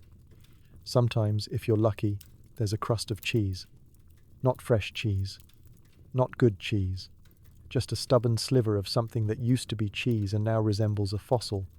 You nibble it like a squirrel with trust issues. If you close your eyes and pretend very hard, it's almost a meal. Your hands are still dirty. There's flour under your nails, fish guts on your sleeve, and a strange red smear on your forearm that could be wine, blood, or pomegranate jam. You haven't had time to find out. You wipe your mouth with the inside of your tunic and try not to taste the day on it. Around you the villa is still buzzing. You can hear distant footsteps, muffled arguments. the unmistakable clatter of a tray being dropped by someone about to get yelled at. You savor your invisibility. No one's shouting at you. No one's handing you a scroll or demanding another amphora of lukewarm wine. For 10 glorious minutes, you don't exist. You lean back against a stack of old amphorae and let your shoulders sag. Your muscles ache in that deep, quiet way that suggests long-term betrayal. Your feet throb. You briefly consider removing your sandals, but then remember the rat you saw earlier and decide against it. You value your toes. Sometimes, other servants pass by and nod in solidarity. No one talks during breaks. It's a sacred code. Talking leads to requests. Requests lead to tasks. Tasks lead to missing the only window of time in which your knees aren't screaming. Your mind wanders. You start composing poetry about bread, dramatic haikus about crusts, lamentations about jaw strength. You imagine a better life maybe as a potter, or a shepherd, or even a gladiator. Sure, there's the whole constant threat of death thing, but at least they get more than 10 minutes and a rock disguised as food. Eventually, you finish your meal. You pick crumbs off your lap like you're harvesting the last joys of the day. You flick one to the floor. The rat from earlier takes it. You nod at each other. It's a fragile piece. You stand, slowly, carefully. Your back makes a noise like an old door. You stretch your arms. Something pops. Probably important. Probably not fixable. Your time is up. The steward pokes his head in and glares at you like you've been lounging on a silk couch with a roast duck. You nod respectfully, bow slightly, and step back into the chaos. You return to scrubbing, lifting, fetching, dodging. The stool returns to its corner. The bread returns to its jar. The moment returns to memory. But for those 10 precious, splinter-filled, carbohydrate-drenched minutes, you were free. Free to sit, free to chew. Free to exist as something other than a tool. And somehow, that's enough to keep going, at least until tomorrow's break. When the bread will be drier, the stool will be wobblier, and the rat will expect a full-course meal. She wants you to carry her purchases, fan her, and agree with everything she says. She also forgets you exist the moment she's speaking to someone richer. The morning begins with a clatter of sandals and a tone of voice that suggests this outing was your idea. "We're going to the forum," she announces, dramatically adjusting her shawl like she's entering the Senate. You, still reeling from a sleepless night and a breakfast consisting of half a fig and a prayer, nod obediently and prepare for battle. Because that's what the forum is, a battlefield. Not of swords and shields, but of egos, elbowing matrons, and the subtle warfare of who's wearing what, buying what, and whispering what about whom. It's like social media, if it were full of live geese and smelled like fermented lentils. You carry the bags, all of them, empty at first, then slowly gaining weight as the mistress acquires scrolls, spices, jars of things with mysterious labels, and yet another hand mirror, just in case the other 7 betray her. She doesn't carry a single item. She doesn't even glance at you, unless it's to sigh dramatically and point out that you're walking too loud. She expects silence, but agreeable silence. You must nod at her complaints about the price of saffron. You must hum sympathetically when she claims her sandals are ruining her life. You must chuckle, quietly and with restraint, when she says something she believes is witty, like, "If the emperor really cared about women, he'd outlaw wrinkles." You try, you really do. The sun is merciless. Your tunic sticks to you like betrayal. The bags are already digging into your arms. She, meanwhile, walks 2 steps ahead, like a marble statue brought to life and given far too many opinions. She waves to acquaintances with the kind of false cheer that implies deep hatred. You try not to be seen, but you're always visible when the bags clink or your sandal scrapes too loud. When she stops to chat with other wealthy women, you freeze behind her like decorative statuary. No one acknowledges you, unless they're judging you. You stand there with your bags, sweating in silence, listening to a conversation that could best be summarized as, "My cousin's hairdresser's neighbor has gout, and it's politically relevant." Once, a senator's wife nods in your direction and says, "Oh, it's so charming to bring your help out in public. I just couldn't. Your mistress laughs. You laugh too, a little too late. You're not sure why. You're not sure you had a choice. Then it's time for shopping. You follow her through the market district, dodging carts, slaves, goats, philosophers, and children who are either adorable or deeply cursed. The mistress haggles poorly, overpays dramatically, and insists the melon seller is flirting with her when he's just trying to explain that she picked up a gourd. You carry everything. Herbs, wine, a bronze statuette shaped like something you don't want to describe. At one point she hands you a live chicken in a basket and tells you not to let it feel undignified. The chicken disagrees violently. You spend the next hour dodging its beak, while your mistress tries on shawls made of questionable silk. Around midday she announces that she's tired. Not of shopping, heavens no, but of the people around her lacking taste. She wants to rest on a bench in the shade and demands you fan her while she drinks pomegranate juice and complains that the forum no longer feels exclusive. You fan her with a palm leaf that's already wilting. She says the breeze feels uninspired. Then out of nowhere, she spots someone richer. Instantly you're gone. Not physically, you're still standing there, arms full of poultry, pottery and regrets, but emotionally, socially and existentially, you've vanished. She glides over to her new companion like the wind has lifted her, and you're left holding 3 amphorae of olive oil and a basket that may or may not contain bees. She doesn't look back. Eventually, she returns, all smiles, and announces that she's ready to go home. You trudge behind her, aching, sunburnt, and bruised in places you didn't know could bruise. Back at the villa, she drops everything at the door, declares she's exhausted from being graceful, and floats off for her midday nap. You, meanwhile, must unload the bags, put away the goods, calm the traumatized chicken, and prepare for the evening's feast. But for a brief moment, as you wash your hands and stare blankly into a jug of garum, you remind yourself that you survived. You didn't trip. You didn't spill anything. You only made eye contact with a senator once. And in the world of Roman servant errands, that's practically a promotion. You've developed a cough. You hide it. If the master finds out, you'll either be flogged for laziness or given an herbal treatment involving leeches and hope. Getting sick in ancient Rome is less a medical condition and more a personal failing, especially if you're a servant. Illness implies weakness, and weakness implies you're replaceable. And believe me, in this city, there's always someone younger, cheaper, and slightly less coughing than you waiting to take your spot. So, you suppress it. You master the art of silent coughing. You develop a polite throat clear that can be passed off as a dignified response to dust. You convince yourself it's allergies, to marble, or figs, or the constant presence of disappointment, and you keep working. Because once the master hears you're ill, 2 things might happen. 1. He assumes you're faking it and punishes you for neglecting your duties, which is code for you sneezed during roll call. Or 2, he takes an active interest in your health, an even worse fate, because Roman medicine, for all its proud scrolls and lauded physicians, is essentially guesswork mixed with bravery and a sprinkling of chicken bones. If you're lucky, they'll give you herbs. If you're unlucky, those herbs come with a side of ground beetle and instructions to smear it on your gums while reciting a prayer to Asclepius.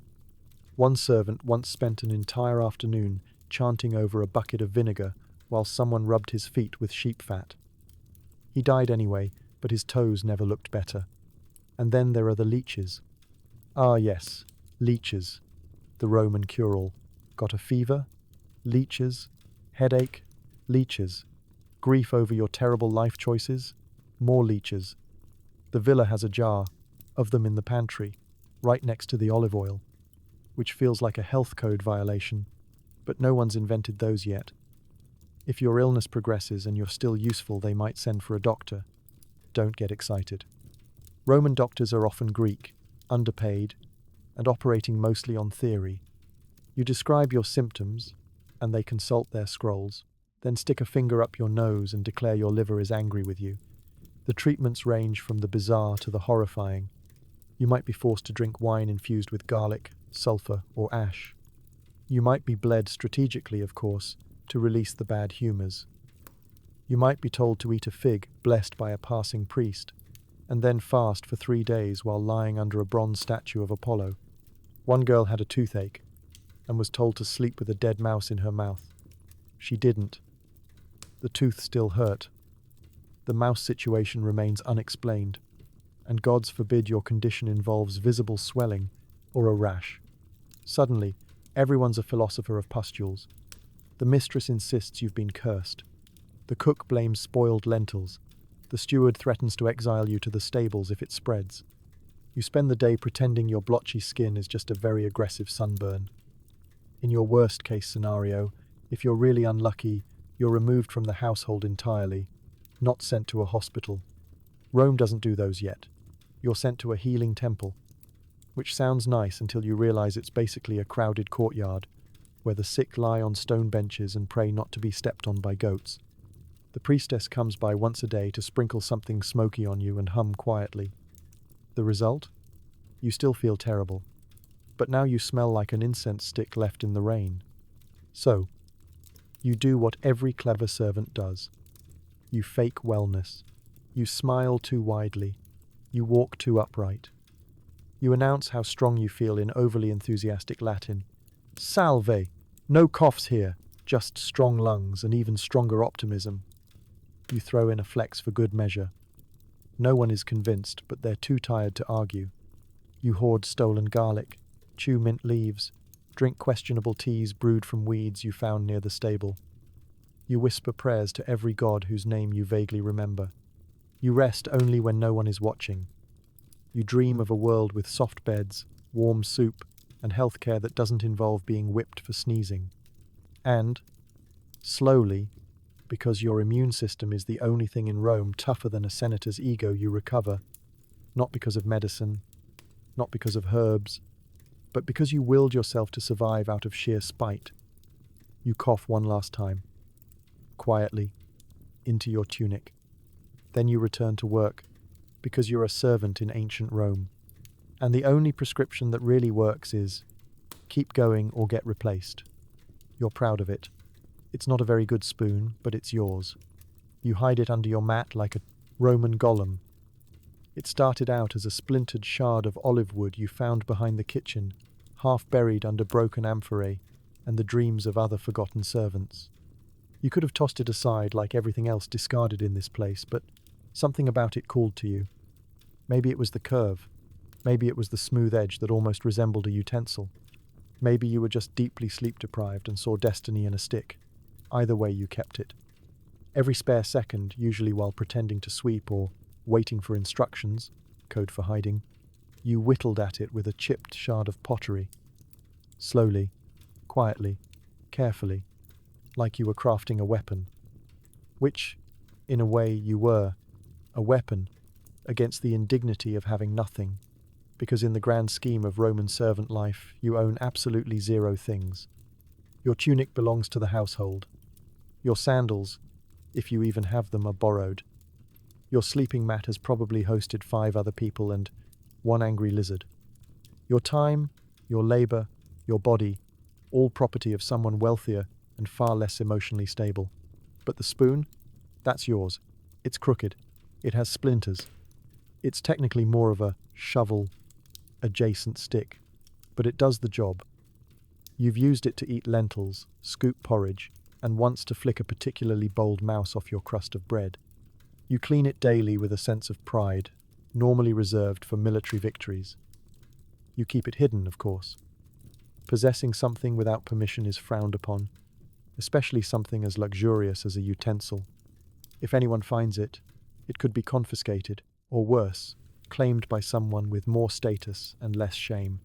So you've built a hiding spot beneath your mat, a tiny groove in the floor, covered with a stone that looks like every other stone, but isn't. You check it every night before bed, like a bedtime ritual. Spoon, present. Spoon, safe. Spoon. Still kind of smells like garlic, but that's fine. The spoon represents something much bigger than its size suggests. It's a symbol of control, of ownership, of the tiniest slice of autonomy in a life governed by other people's whims. No one tells you how to use it. No one shares it. No one touches it unless they enjoy long, awkward glares and passive-aggressive silence. Other servants know you have something. They can tell. There's a light in your eyes when soup is served. A smug confidence in the way you approach a bowl. "Why are you so excited about barley mush?" they whisper. You just smile. Let them guess. One night, a junior servant catches a glimpse of it. "Is that a spoon?" he asks, wide-eyed. You glance around and nod once, solemnly. "Did you make it?" You nod again. His face contorts into a mix of awe and envy. You say nothing else. The legend of your spoon begins. Over time, it becomes a kind of myth. Servants whisper about it during laundry duty. "I heard it's carved from sacred olive wood." "No, it's made from Caesar's discarded furniture." "It's magic. That's why he never gets food poisoning." You do, frequently, but that's not the point. One particularly cold morning, you catch the cook eyeing it. Your heart stops. He's notorious for appropriating anything not nailed down, including dreams. You eat fast that day. You clean the spoon faster. You hide it like it's state secrets. You sleep with one hand under your mat just in case. And yet, despite all the fear, it brings you joy. A ridiculous, fragile joy. The kind of joy that can't be explained to someone who's never had to borrow a communal ladle from a bucket that smells like goat soup and defeat. It reminds you that even in this life of toil, orders, and goat-based danger, you're still a person. A person with preferences, with creativity, with a sense of pride. Because when you sit down with your bowl of watery stew, knees aching, shoulders sore, brain frayed, and pull out your lopsided wooden spoon, you feel a flicker of humanity, a quiet rebellion carved from trash and stubbornness. And in ancient Rome, that might just be the closest thing to freedom. Your owner brings you to the Colosseum for moral support. You sit in the sun holding a parasol for him, wondering what it feels like to be a lion. Technically, this is your day off, which means instead of scrubbing vomit from marble or hauling amphorae up 3 flights of stairs, you get the rare privilege of sitting still for several consecutive hours under direct sunlight, balancing a parasol over a sweaty Roman man who yells, "Hit him!" every 30 seconds with the enthusiasm of a goat at a cymbal convention. Welcome to the Colosseum, Rome's grand spectacle of blood, sand, and questionable hygiene. Tens of thousands of spectators crammed together in a giant stone circle, all screaming for the chance to watch 2 men try to disembowel each other before lunchtime. It's like professional wrestling, if the stakes were real and the loser got removed with a wheelbarrow. You're not here for entertainment. You're here because your master doesn't want to hold his own parasol. Your arm is now a human awning, a slightly shaking, overcooked one. You've been in this position for over an hour. Your shoulder has entered a new dimension of pain, but if you move too much and the sun hits his face, he'll whack you with a fan and call it discipline. Meanwhile, the crowd roars as a Thracian takes down a murmillo with a well-aimed jab to the spleen. People around you are spilling wine, flinging crusts of bread, and yelling advice to men who cannot hear them over the sound of their own impending doom. Somewhere behind you, someone's selling sausages. The smell mixes with dust, blood, and body odor into a kind of aggressive perfume called Eau de Roman Afternoon. Your master turns to his friend and says, "If I were younger, I'd be down there myself." You nearly dislocate your eye from rolling it so hard. The closest this man has come to combat is arguing over olive prices. Still, you watch, and you wonder, what would it be like to fight in the arena? To be the one everyone is cheering or booing? You've heard tales of glory, of slaves who fought their way to fame, fortune, and freedom. You've also heard tales of guys who tripped over their own net and got impaled 15 seconds into their debut. Less inspiring. You'd never be allowed to train as a gladiator. It's not your assigned path. You belong to a household, not a ludus. You wash feet, not faces off the sand. But still, the fantasy lingers. Not because you want glory, but because it's one of the few ways out. Servants don't get promoted. They don't get raises. They don't retire. But gladiators? Sometimes they get to leave. If they survive, if they win. If they don't cough at the wrong time and get declared unfit for combat and thrown to the boars for warm-up. A lion roars from below. You glance over just in time to see a heavily armored man narrowly avoid becoming feline brunch. The lion looks disappointed. You relate to the lion. The crowd loves it. They cheer, stomp, chant. Your master yells something deeply inappropriate about Jupiter's thighs. You pretend not to hear. Another match begins. A small man with a trident versus a large man with a sword, roughly the size of a child. It's not going to end well for someone. You try not to think about the clean-up crew. That job makes laundry duty look like a vacation. As the sun bakes your scalp and your arm begins to tremble under the weight of the parasol, your mind drifts again. Not to freedom. That's too abstract. But to shade. To quiet. To a single hour without being screamed at, struck, or assigned a task that involves goat droppings. You blink sweat from your eyes as the crowd explodes into another frenzy. Someone's arm just came off. Or maybe a helmet. At this point, everything is covered in sand and ambition.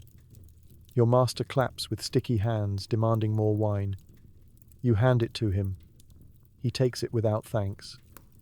And still, you hold the parasol. Because this is Rome, and you're a servant, not a gladiator, not a lion, just a background extra in someone else's drama, invisible unless you fail, valued only for your silence and ability to stand still in 95-degree heat. But still you wonder, what if? What if the crowd ever cheered for you? What if you got to swing back? You shake the thought away. Dangerous, ridiculous, tempting. The sun dips lower, the crowd starts to thin, the sand is stained, the fighters are dragged off. Your master stretches, declares it was a lovely little outing, and complains that his feet hurt. You carry his wine jug, his parasol, and his leftover sausages home. But tucked inside your chest, beneath the exhaustion and the ache, is a tiny flicker of rebellion. Someday, maybe you won't just watch the fight. Maybe you'll get to choose your own battle. It's Saturnalia, technically a day off. In reality, it's just more chaos. You're forced to dress like your master while he pretends to serve you. He does not enjoy it. You still do everything. Saturnalia is supposed to be a festival, a time of joy, of feasting, games, gift-giving, and most laughably role reversal. For one day, Roman society flips on its head. Masters pretend to serve slaves. Slaves pretend to be free. Everyone wears weird hats and shouts, "Io Saturnalia!" at each other, like it's a magic spell that makes debt and back pain disappear. But if you're a servant, you know the truth. It's theatre, a farce, a joke where you are the punchline, the stage crew, and the mop. Your day begins with someone throwing a garland at your face and telling you to cheer up. You're handed a tunic made of dyed linen, something fancier than usual, and told to look noble. The irony is thick enough to choke a tamer. Senator, you're dressed like a Roman aristocrat, but your tasks haven't changed. You're still hauling baskets, setting up benches, and polishing statues that will absolutely be vomited on by dusk. The master, meanwhile, puts on one of your tunics, which he claims is itchy and smells like defeat, and walks around shouting, "I'm the servant now," before immediately demanding a wine refill. He serves you once. Badly. He hands you a cup of vinegar and calls it rustic. Everyone laughs. You sip it, nod, and try not to cry tears of acid. The role reversal is technically symbolic. Masters are supposed to experience humility. They're supposed to understand your daily burdens. Instead, your master uses it as an excuse to make jokes about how easy your job is, while poking fun at your lack of upper body strength. You, who once carried a dying donkey and a full amphora in the same afternoon. He attempts to sweep the floor. He breaks the broom. He hands you the pieces and says, "Fix this, citizen." You do, because it's Saturnalia, and because you enjoy breathing. The household fills with guests, loud ones, drunk ones. One of them has already taken off his sandals and is using them as percussion instruments. The cook is 4 cups of wine deep and has declared that today's meal will involve whatever hasn't rotted yet. You offer to help. The cook throws a fish at your head. Saturnalia, indeed. Later, you're called into the atrium for the main festivities.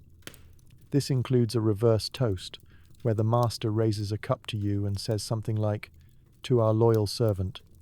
May he always smell slightly better than he looks." Thunderous laughter.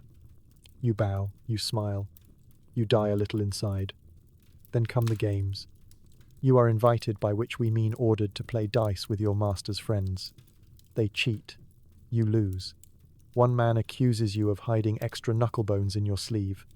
You don't even have sleeves. The accusation escalates until someone dumps wine on your head to lighten the mood. You laugh along, soaked and sticky. What a holiday. Eventually, gifts are exchanged. You present the master with a handmade clay figurine you've spent weeks crafting in secret. He looks at it, squints, and asks, "Is this a goat? Or my mother?" He laughs. He throws it into the fountain. You say nothing.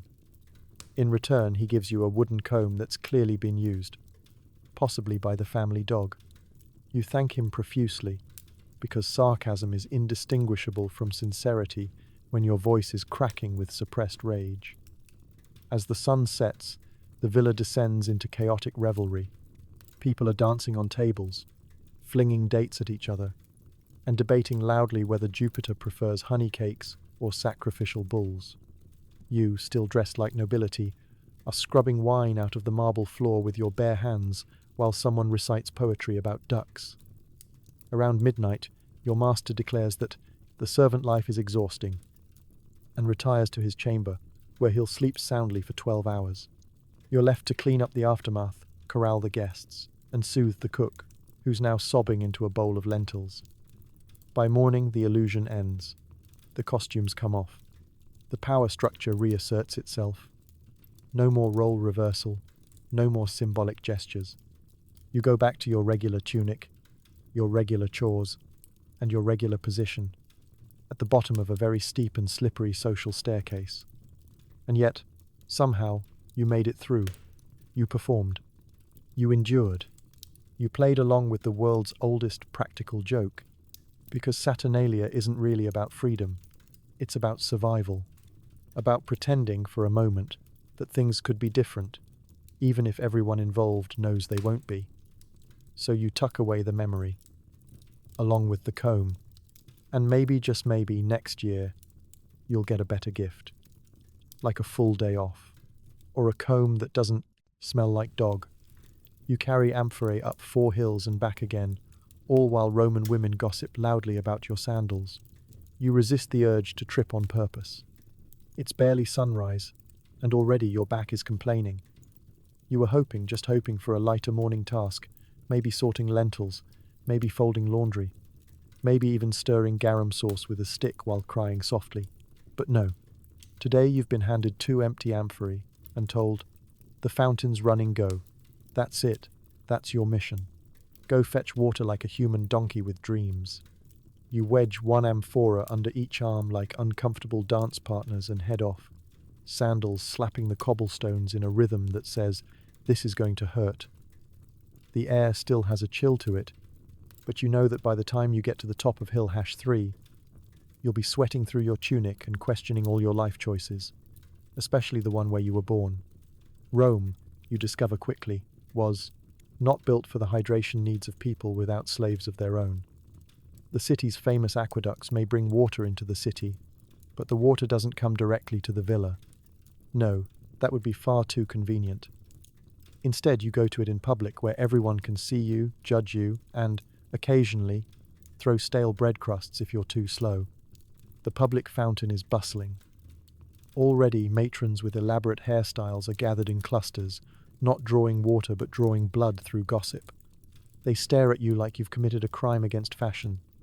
Your tunic is functional. Your sandals are patched with rope and dignity.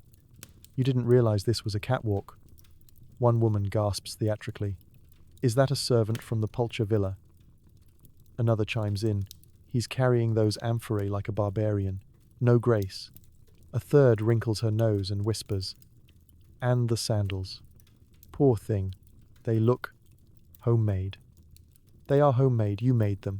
From bits of old harnesses and a broken laundry basket. They work. Mostly. You don't respond. You can't. You're not allowed to speak unless spoken to. And even then, only if the conversation doesn't include the phrase, "Why are you still here?" You shuffle into line behind a man who's had 3 too many onions and a goat tethered to a stick. The goat looks at you with more sympathy than anyone else has all morning. You nod at the goat. The goat blinks slowly, which in ancient Rome is probably a formal gesture of respect. When your turn comes, you lift one amphora onto the ledge and begin the slow, splashy process of filling it. The fountain's water is clear and cold, 2 things you haven't been in years. Your hands go numb. You welcome the feeling. It distracts from your spine, which is now emitting small cracks of protest with every shift. As you lift the first filled amphora back onto your shoulder, a gust of wind blows your tunic in a way that reveals your knee. Scandalous. The gossip matron closest to you gasps like you've shouted obscenities in Latin. "Did you see that?" she hisses. He has knobby knees. You consider dropping the amphora and letting the water flood the pavement in a small act of civil disobedience. But then you remember the last servant who spilled an amphora. He now works at the tannery. No one ever smiles at the tannery.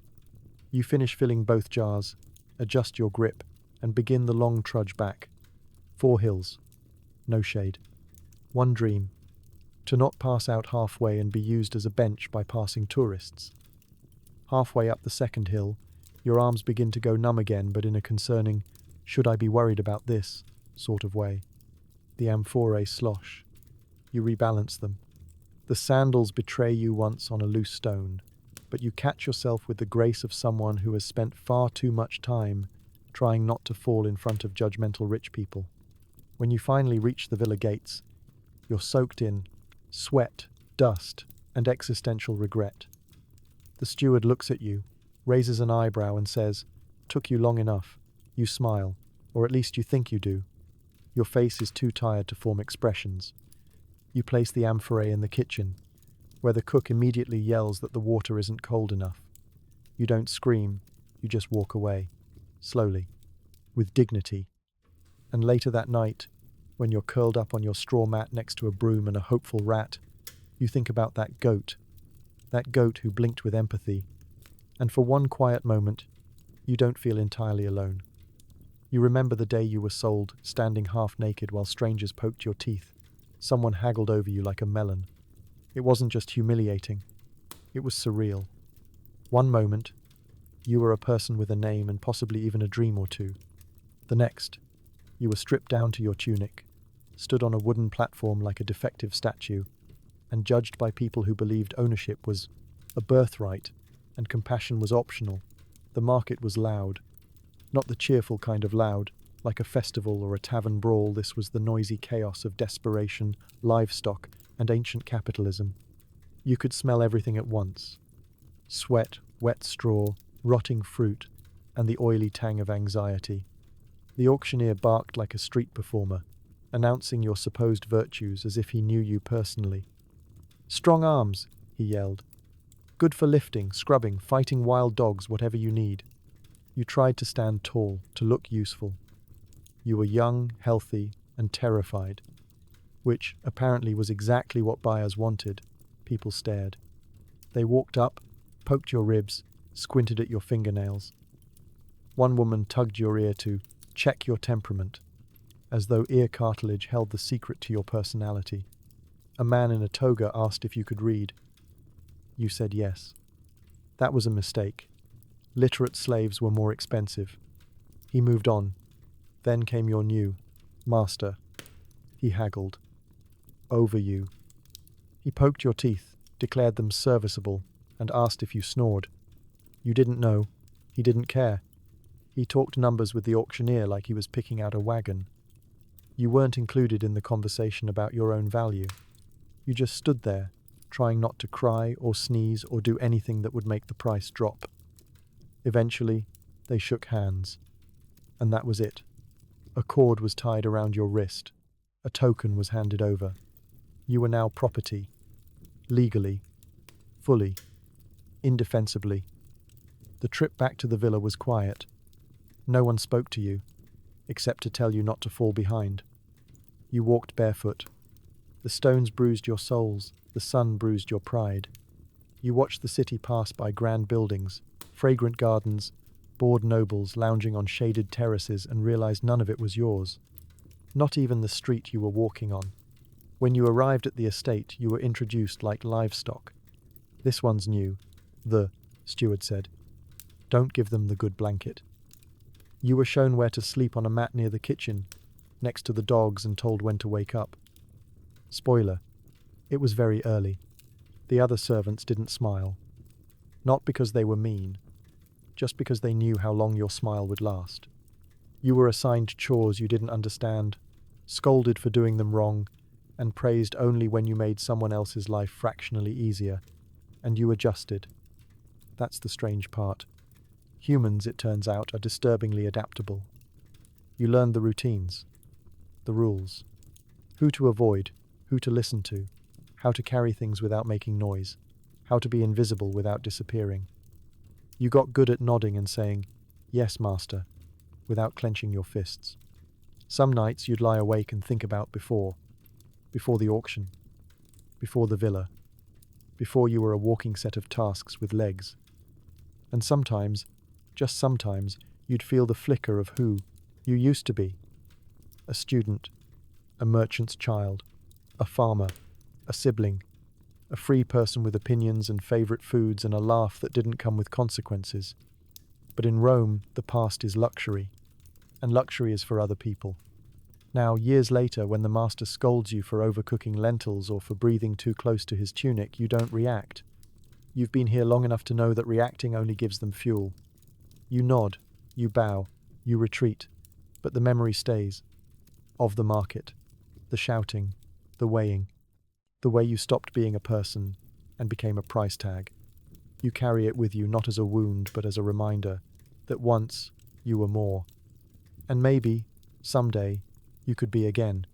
For now, though, you chop vegetables and keep your head down, because in Rome, survival is an art form. And you? You've become a master. He's the good one. He smiles. He asks your name. He still owns you. But at least he doesn't throw food when he's mad. You know, the type. The master's cousin or nephew or childhood friend. The one who shows up at the villa twice a month, wearing sandals that cost more than your monthly caloric intake, and talking about Stoic philosophy like it's a personality trait. He waves to you as if you're an old friend at the marketplace, not a legal possession on loan from the family estate. He insists on calling you by name, which, at first, seems kind, humanizing even. Except it's not the name you were born with. It's the one the steward gave you when you arrived because your real name is too foreign, and no one can pronounce it. You've stopped correcting people. It's easier that way. Still, he's polite. He asks how you are. Not in a way that implies he wants a real answer, but in the same way someone might ask a houseplant if it's enjoying the sunshine. A reflex, a performance. But you nod and smile. I'm well, Dominus. Always well. Even when your back is on fire, your sandals are dissolving into thread, and your last meal was a bean. He calls you friend in front of guests. "Ah, this is my friend. He's been with the family for years," as though that changes the context of the literal chains that once held you during transport. Once, he gave you a leftover fig. "You've earned it," he said, grinning, as if a piece of mushy fruit balanced centuries of unpaid labor. You ate it. Of course you did. It was delicious. And you hated yourself for being grateful. He's the kind who tells you he believes in treating servants with respect, which is a nice sentiment coming from someone whose idea of generosity is not screaming when the wine is slightly warm. Still, everyone in the household thinks he's wonderful. Compared to the other nobles, the ones who throw goblets, curse freely, and demand foot massages at midnight, he is wonderful. He doesn't beat anyone. He doesn't spit. He doesn't refer to you as it. But the bar is low, somewhere, around ankle height, possibly underground. He once gave a small speech at a dinner party about the nobility of labour. You stood nearby, holding a platter of roasted dormice, listening as he described how slavery is simply the engine of the Republic, and how people like you play a vital role in society. You resisted the urge to throw a dormouse at his head and shout, "Vital this! Publius!" He tells his friends how he grew up among the servants, that he played with them as a child, that he understands them, as if proximity to suffering equals empathy, as if a few rounds of knucklebones in childhood made him an honorary member of the underclass. You are not fooled, but you do use his niceness to your advantage. When he's around, you get to move a little slower, speak a little more freely. Once, he even defended you when the steward accused you of dropping a jug. "Accidents happen," he said with a shrug. "No harm done." You wanted to hug him and punch him at the same time. Because the truth is, this man, the good one, still benefits from your labour. Still walks past you without a second thought when he's late for a party. Still sits on cushions you fluffed, eats food you helped prepare, and bathes with water you hauled. But he thinks he's your ally, your friend. He likes the idea of being a better master. And maybe, in some ways, he is. At least your dignity is slightly more intact when he's around. He talks about freedom in the abstract, about how all men are born equal under the gods, while wearing a tunic dyed with crushed snails and drinking wine worth more than your entire resale value. You listen, you nod, you paw, because you've learned something important. The good ones are often the most dangerous. Not because they're cruel, but because they think they're kind. And kindness with power is unpredictable. Someday, maybe he'll be in a generous mood. Maybe he'll grant you manumission. Maybe he'll write your name, your real name, on a slip of parchment and say, "You're free to go." But not today. Today, you refill his wine, nod when he calls you friend, and try not to think about the irony of being praised for your loyalty by a man who owns your soul and still expects you to smile. Because this is Rome. And in Rome, even the kindest master still holds the keys to your cage. You have a fantasy. A tiny vineyard. No shouting. No whips. Just quiet. Then the steward yells, and you remember, dreams are for citizens. Still, the fantasy lingers. You're on your knees, scrubbing a mosaic with a rag that once might have been a tunic, dipping it into a bucket of vinegar and old disappointment. The floor depicts some triumphant scene gods wrestling monsters, or men hunting stags, or possibly just another rich person being smug. You've stared at it for hours now, one tile at a time, while your brain drifts far, far away. In your head, you're walking, between rows of grapes, sun warm on your back, the only shouting coming from a stubborn goat who refuses to respect fences. The air smells like dirt and ripening fruit. You're your own master, your own servant, your own everything. Back in reality, your hands are raw, your knees ache. The vinegar burns tiny cuts on your fingers as you scrub, and your elbow cracks every time you shift position. You pause for just a moment to straighten your spine, and the steward's voice cuts through the courtyard like a dagger made of sarcasm. "Is this what we pay you for?" He sneers, knowing full well you're not paid at all. You mutter an apology and scrub harder. A little faster, a little smaller. You've learned that apologies don't mean much unless they're paired with frantic physical labor. Still, the vineyard stays in the back of your mind. Maybe it's in Etruria. Maybe it's a dusty plot on a hillside, with 3 vines and a fig tree that never cooperates. You imagine building, the place yourself stone by stone, with hands that aren't bleeding from other people's chores. You wouldn't need much. Just a roof, a door that closes, a place to put your spoon.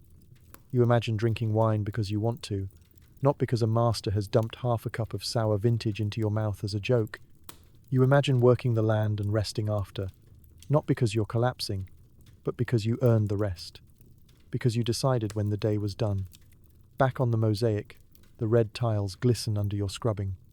They're supposed to represent spilled wine in the hunt scene, But you know what they really are: hours of your life etched into stone, always under someone else's feet. Sometimes you wonder if you'll ever get out. Not through escape. You're not that foolish. Escape is a gamble with terrible odds. You've seen what happens to runaways. If the guards don't catch you, starvation will. If starvation doesn't, betrayal might. And if you do make it out, you live the rest of your life looking over your shoulder, terrified of Roman boots in the night. No, you want the real freedom. Manumission. The hope dangled in front of you like a date just out of reach. You've heard the stories. A loyal servant earns their freedom after years of faithful work. They're given a document, a small pouch of coins, and a new life. It sounds romantic, noble, possible. You've also seen the reality. Most of those stories are told by people who've never lifted a chamber pot in their life. Real freedom is rare, reserved. It's handed out like awards at a rigged competition, only to those who never ask for it. You try anyway. You speak politely. You work quietly. You avoid drama. You memorize your master's preferences, his routines, his favorite jokes. You nod when he makes the same comment about Neptune's trident for the 100th time. You laugh softly, never louder than him. Because somewhere in the back of your mind, the vineyard is waiting. It might not be real, but it's yours. The steward walks past again. He doesn't say anything, but he looks at your work, then at you, then at the bucket. You know what that look means. Faster, cleaner, always more. So you scrub until your reflection stares back at you in the mosaic, warped, pale, tired, but not broken. And tonight, when you collapse on your mat with joints that feel like they've been borrowed from an elderly ox, you'll let the fantasy return. You'll walk through the vineyard again, feel the dirt under your feet, taste the imaginary grapes you'll never afford, and breathe air that isn't thick with someone else's expectations. Because dreams are for citizens, yes. But dreaming? That's still free. For now. You lie down on your straw mat, joints aching. Your feet are blistered, your back is sore, and tomorrow will be exactly the same. But hey, you're still breathing. For now. The mat smells like vinegar, goat hair, and regret. It's never been washed, just beaten occasionally to dislodge the bugs. You've named one of them Marcus. He's resilient, like you. Also like you, he seems to live off crumbs and spite. You shift your weight, trying to find the least pokey corner of your mat. It's a challenge, like ancient Tetris, but with straw and spine alignment. There's no pillow, just a bundle of old tunic scraps you've folded 17 different ways to simulate comfort. It doesn't work. It never does. But tonight, you're too tired to care. Around you, the servant quarters settle into silence. Except for one person softly weeping into their elbow, and another muttering curses at the blister on their heel. It's oddly comforting. The lullaby of survival. Somewhere upstairs, the household is still awake. You can hear muffled laughter, the clink of goblets, the occasional crash of something expensive being dropped by someone drunk and wealthy enough not to worry about it. You listen, not with envy, but with a detached kind of curiosity, like watching distant lightning, knowing the storm will never touch you. You inhale, slowly. The air is thick with the scent of garlic, sweat, and burned lentils. A Roman candle's dim glow flickers in the hallway, casting long shadows that stretch and yawn like exhausted spirits. One of the other servants is already snoring. Another is whispering prayers to the Lares, the household gods, asking for protection, or mercy, or maybe just fewer fleas tonight. You don't pray anymore, not because you don't believe, just because the gods haven't returned your last 3 letters. You replay the day in your mind. The spilled chamber pot. The sarcastic thank you from the mistress when you fetched her fan with the wrong hand. The moment you almost got to sit down before being called back to refill a wine cup. The sting of vinegar on your cracked knuckles. The way the baby laughed when you made a face at him, and how that was the highlight of your day. It's the little things that keep you going. You reach beneath your mat and touch the carved wooden spoon. You hide there your one possession, your one secret treasure. You made it from a broken broom handle. It's not much, but it's yours. a reminder that you still have the power to shape something in this world, even if it's just slightly crooked tableware. As your body settles into the barely tolerable embrace of your bed, your mind starts to wander again. Maybe tomorrow will be better. Maybe the master will wake up in a generous mood and announce manumission for all. Maybe the cook won't throw figs. Maybe someone will invent shoes that don't fall apart after 3 days. Maybe you'll get 10 whole minutes to yourself. You know better, of course. But the fantasy is pleasant. Outside, the sounds of Rome drift faintly through the walls, distant carts rolling over stone, a dog barking at nothing in particular, someone shouting about Saturn being in retrograde again. You let the noise blend into the background hum of existence. Sleep doesn't come quickly. It never does. Your body is too sore, your thoughts too loud. You count tiles on the ceiling you can't see. You listen for Marcus, your bug companion, shuffling through the straw. You imagine what it would feel like to lie on a soft bed, wrapped in linen, with no one screaming your name at dawn. Eventually your eyelids grow heavy, not from peace, but from sheer, crushing fatigue. And just before sleep takes you, you remember something small. You made it. One more day. One more trip to the fountain. One more dodged scolding. One more fake smile. One more dry heel of bread. You endured. You always do. And tomorrow, you'll do it again. Because that's what Roman servants do. Not because they want to, not because it's noble, but because surviving even when you're overlooked, overworked, and underfed is a quiet kind of rebellion. So you sigh, turn over carefully to avoid triggering a cramp, and let the darkness fold over you like an old, scratchy blanket. You're still here, and sometimes that's enough. So tonight, as you sink deeper into the softness of your mattress, wrapped in clean sheets and surrounded by quiet, just take a moment to appreciate the life you don't live. Because while your biggest stress today might have been a slow Wi-Fi connection or a lukewarm coffee, Roman servants were out there dodging curses, scrubbing mosaics with vinegar, and trying not to die from tripping over their own sandals while carrying a chamber pot uphill. They woke up to commands, not choices. They were expected to serve, smile, and survive, often all at the same time, and usually without shoes. Their backs broke so others could recline on couches. Their hands blistered so someone else could bite into honey-drenched dates without a second thought. And yet, somehow, they kept going, day after day. No PTO, no tips. No Employee of the Month toga. Just grit, resilience, and the quiet, uncelebrated persistence that history tends to overlook. So, if nothing else, may this absurd journey through ancient exhaustion make you feel a little more grateful for modern joys like toothpaste, personal space, weekends, and the simple luxury of saying, I think I'll rest now. Because history may be full of suffering, but it's also full of people who endured the impossible with humor, hope, and just enough energy to survive one more absurd day. Sleep well. You've earned it. And tomorrow, when your alarm goes off and you hit snooze, just whisper to yourself, at least I don't have to clean a Roman bathhouse. Good night.